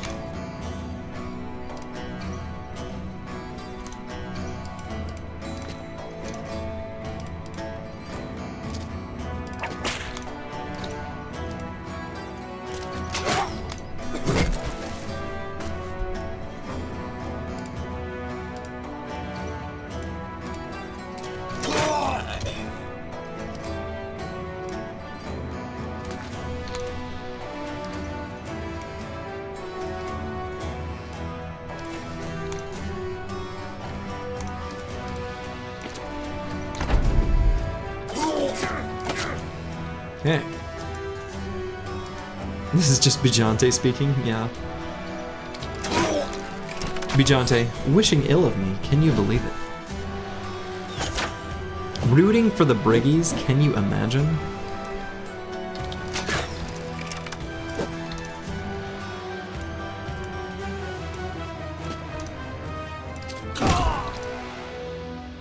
What sort of monster cheers on the Briggies and wants them to succeed?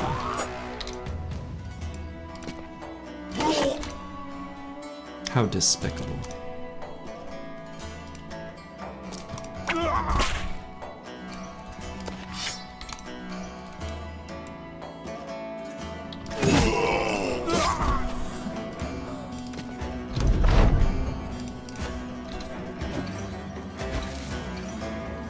Made sure to get in melee contact there with the archers so that they couldn't just shirk away.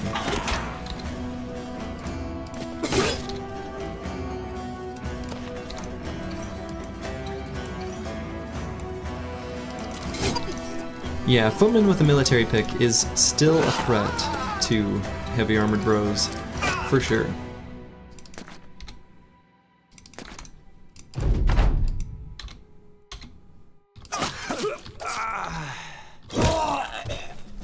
Okay.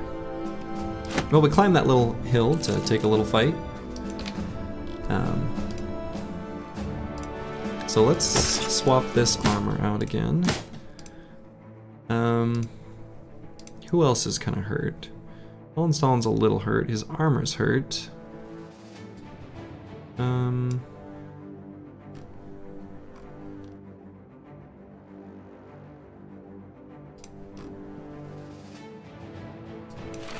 Let's just give him... That's good enough.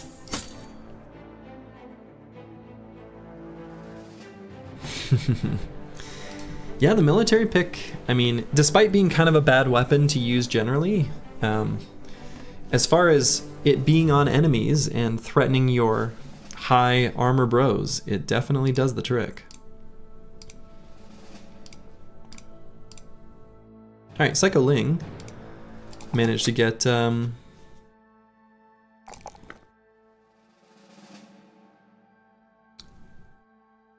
Nimble. Kind of not that great of a bro. Maybe should have just grabbed Overwhelm on this level so that I could have him available for Lindworm fights, because that's kind of what he's a specialist for. Whatever.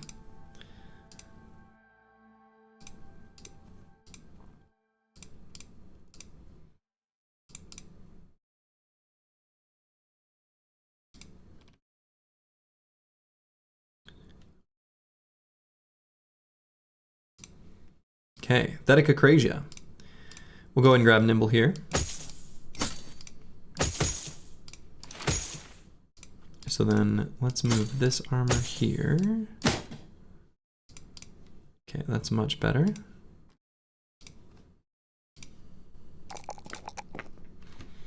And here I think, again, we were talking about the debate between the +4 in hit points and the +5 in initiative, but here I think we grab the +5 in initiative over the +3 in hit points every day.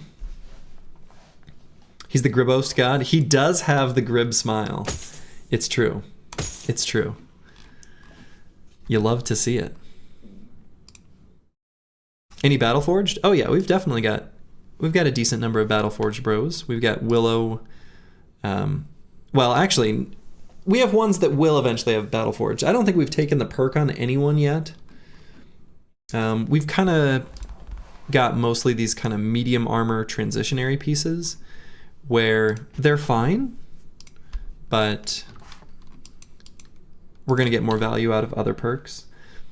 The additional survivability from Battleforged onto heavy armor bros isn't actually that high. It's just that the heavy armor itself does such a good job of protecting them. All right, we got some Briggies here.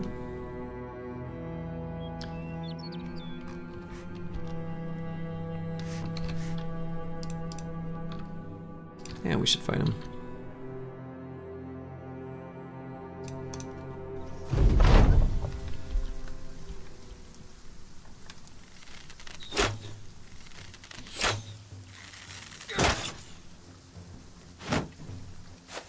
You honestly really don't like the weird of current armor part of the Battleforged perk?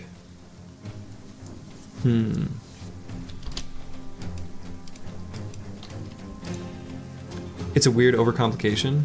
Well, I don't know. I feel like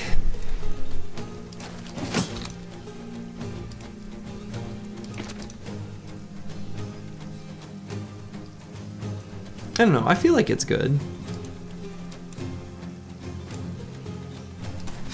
Like, it makes it better the more you have.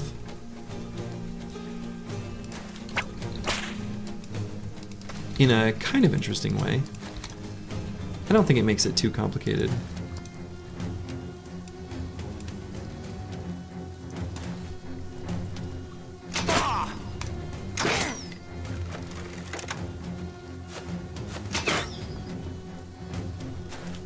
I feel like there's other things in the game that are more confusing for like new players. Xerxes, look at him go. I think the big one is there are some easy things I think the game could kind of fix that I think would make it a lot simpler. One of the big ones is two-handed weapons getting a flat +20 bonus damage to their like single target attacks and then not getting that on the AoEs. I understand it from a balancing perspective, but they should just invert it, where there's a debuff or malice or penalty, and you show the regular full damage on, you know, on the weapon for the regular single target attack. I feel like that would be so much more straightforward. You can make it mechanically exactly the same.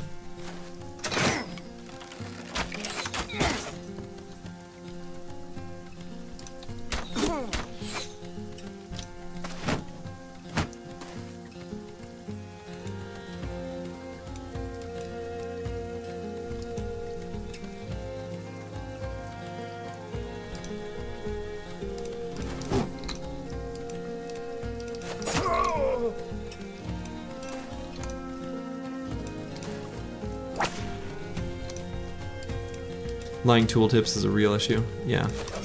It's just like unnecessarily confusing to newer players. Like, I really think there's no reason for it to be the way that it is.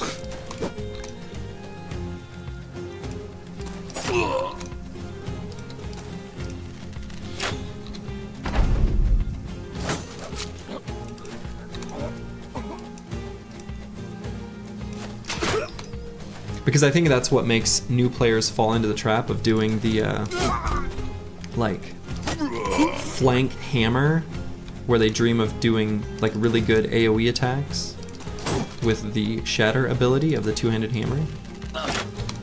And I think they dream of that because they don't fully grasp the difference in damage that happens when you aren't doing the single target attack.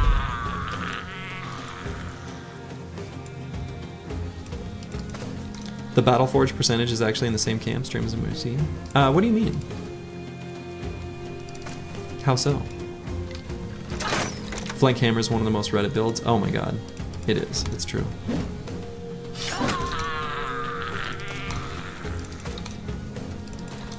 It's just not very good. Like, you can put a hammer bro on the flank because that's just where they are. Like, there's nothing wrong with that. But the idea that you are going to regularly want to be surrounded and use the shatter attack, like, intentionally, with regularity, is like, no.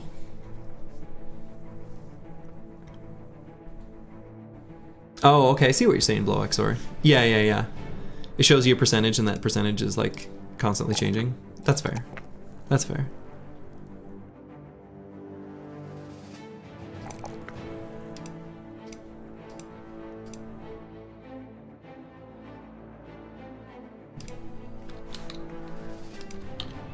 Alright, so we got our first level 11. I just sort of did it without fanfare.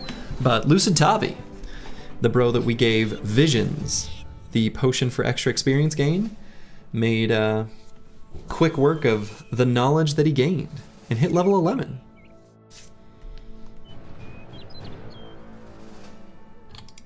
Pretty nice. Alright, we still got ambushed trade routes here. I think that's been the case here for a little while. I'm okay with it. Yeah, Menace is currently, if you look on Steam, Menace is set to release in Q3 2025. We'll see if that actually happens. Game dev's hard.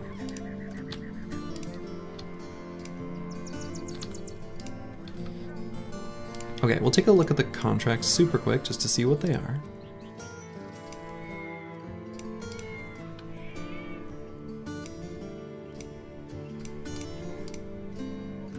Okay, probably not going to do any of those. Let's see if any of these bros could be our nimble tank. Farmhands are a potential. Honestly, so is the friggin' Hedge Knight. Let's take a look at the farmhands first.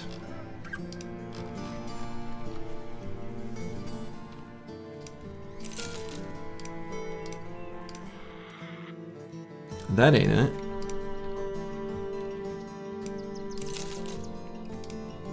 What's the other game you're looking forward to, Piglord Pro? Ooh, Hagen is close, but unfortunately, Determined would be great on any other origin. He's close, but he's not quite there. Kingdom Come 2? I'm not familiar with what that is.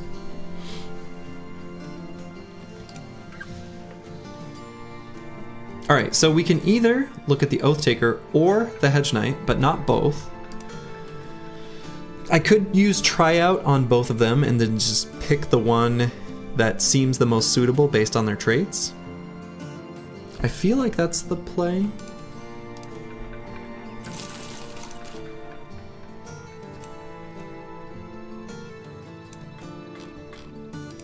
Hedge Knight comes with an axe. That's true. But we're kind of less concerned with the gear that they're coming with. Let's see, how much is tryout on this guy? 355. Yeah, I think I just hit the tryout button on both. And take the most expensive, or not the most expensive, the one that's ends up having the best traits. Okay, that's fine. And that's good. I think Death Wish is the one that matters the most here with how we want to use him. I'm pretty sure that matters more, right?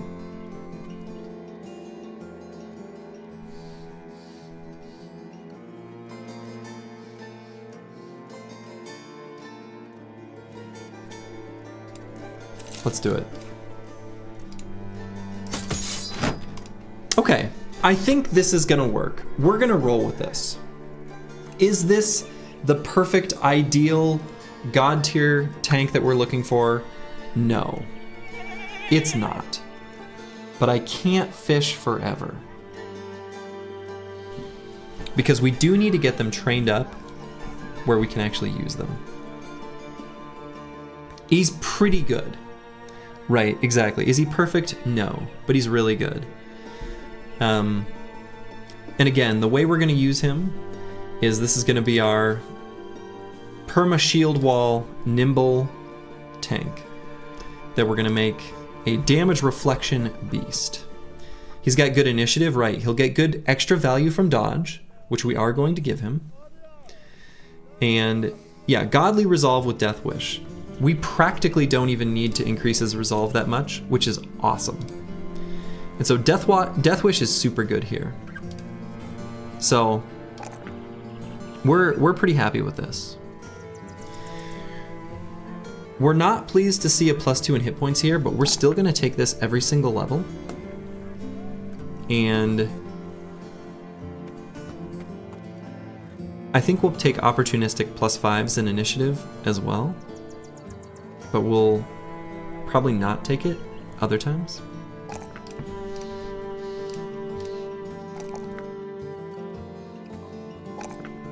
Right, so I think I'll take the +5s when they come around. All right, so who is this bro gonna be? I have Raywen as a super mutant on the list here. And so I think that's who it's gotta be. Because he's gonna be a super mutant-ish. So Raywen, who's been dreaming of having a good anatomist boy, I think it's only fair. He actually made this request before the anatomist's origin was even started. I don't know if he's here, probably not, but he's earned this. The only kind of big downside to Raywen here, this bro, is that we do have -9 range defense. And ideally, in the formation, we have him kind of front and center. It'll be all right. Super mutant adjacent, yeah. I think right now, and he came with a nice helmet too, so that's pretty sweet. Right now we're gonna give him just potions. We're gonna have him drink all 3 of these. I might just have him sit on the bench while he's recovering from each. Just got back, we found our bro. We found our bro. He's pretty good. He's not like crazy good, but he's pretty good. I mean, 69 hit points, nice, you know?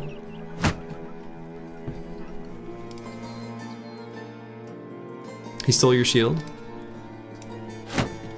Well, now you get another fancy one.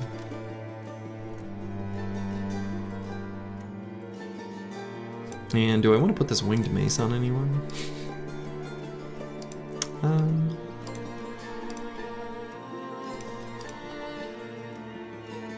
I don't know, not really. Guess I could give it to Final Overdrive. I think that's pretty legit. I don't think we're gonna use the Warhammer in any meaningful way. He's got 1 of 2 perfect perks and 8 of 10 on the stats. Yeah, I think that's a pretty accurate summary.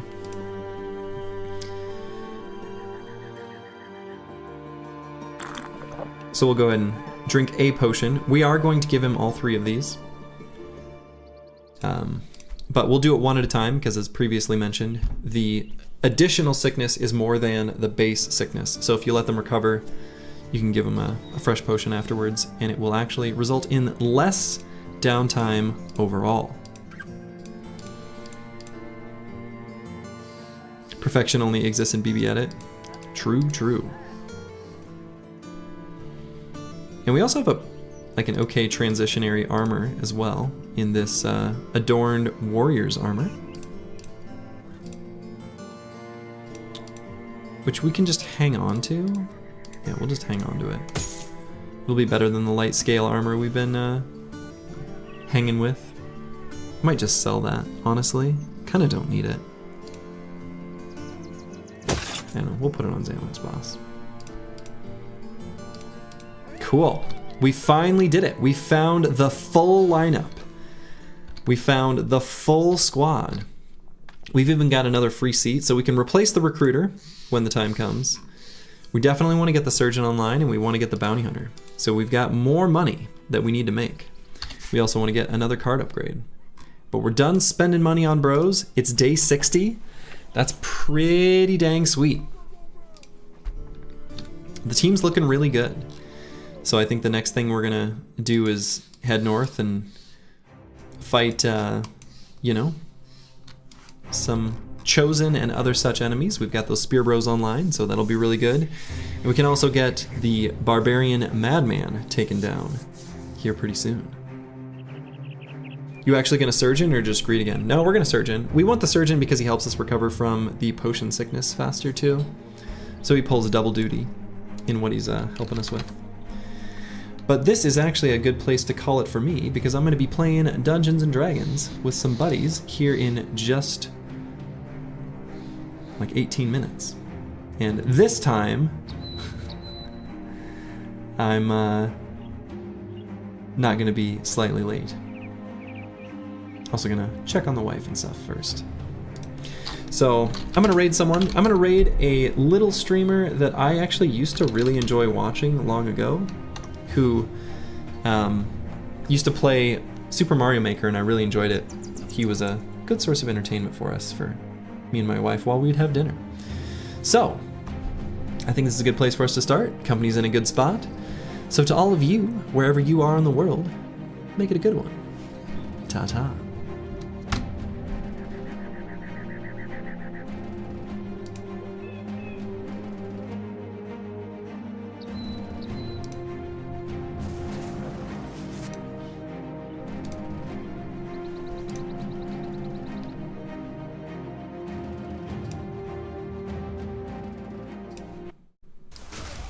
Yo, Slurgi. Thank you for that raid. I greatly appreciate it. Welcome on in, everyone. Hope you're having